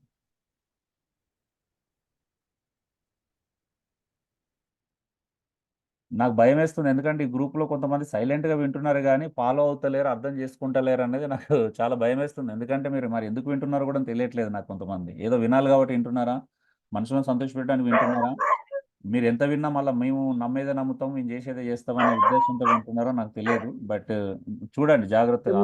మీరు అన్న మీరు చెప్పేది బైబుల్ విమర్శించి చెప్పట్లేదు, బయట చెప్పట్లేదు, మీ సొంత నిర్ణయం కూడా చెప్పట్లేదు. సందర్భం పేతురు రాసిన పత్రికలో ఉన్నది, యాకోబు రాశిలో ఉన్నటువంటి సందర్భానుసారంగా వాళ్ళు ఎట్లా నడుచుకున్నారు, అది కాకుండా ఓన్గా తీసుకొని డిస్టర్బ్ చేస్తున్నారు, అట్లా మనం ఉండకూడదు అనేటువంటి భావనలో తీసుకొస్తున్నారు తప్ప ఇంకా వేరే కాదు కదా. Thank you brother. సో అదే చెప్తున్నాను తిమోతి గారు, మీకు ఏమైనా డౌట్స్ ఉంటే నాతో వ్యక్తిగతంగా మాట్లాడండి, ఫోన్ చేయండి. ఎందుకంటే గ్రూప్ కదా, మీకు కూడా మీ గౌరవాన్ని కాపాడాలనుకుంటున్నాను, పరిచయలో ఉన్నారు.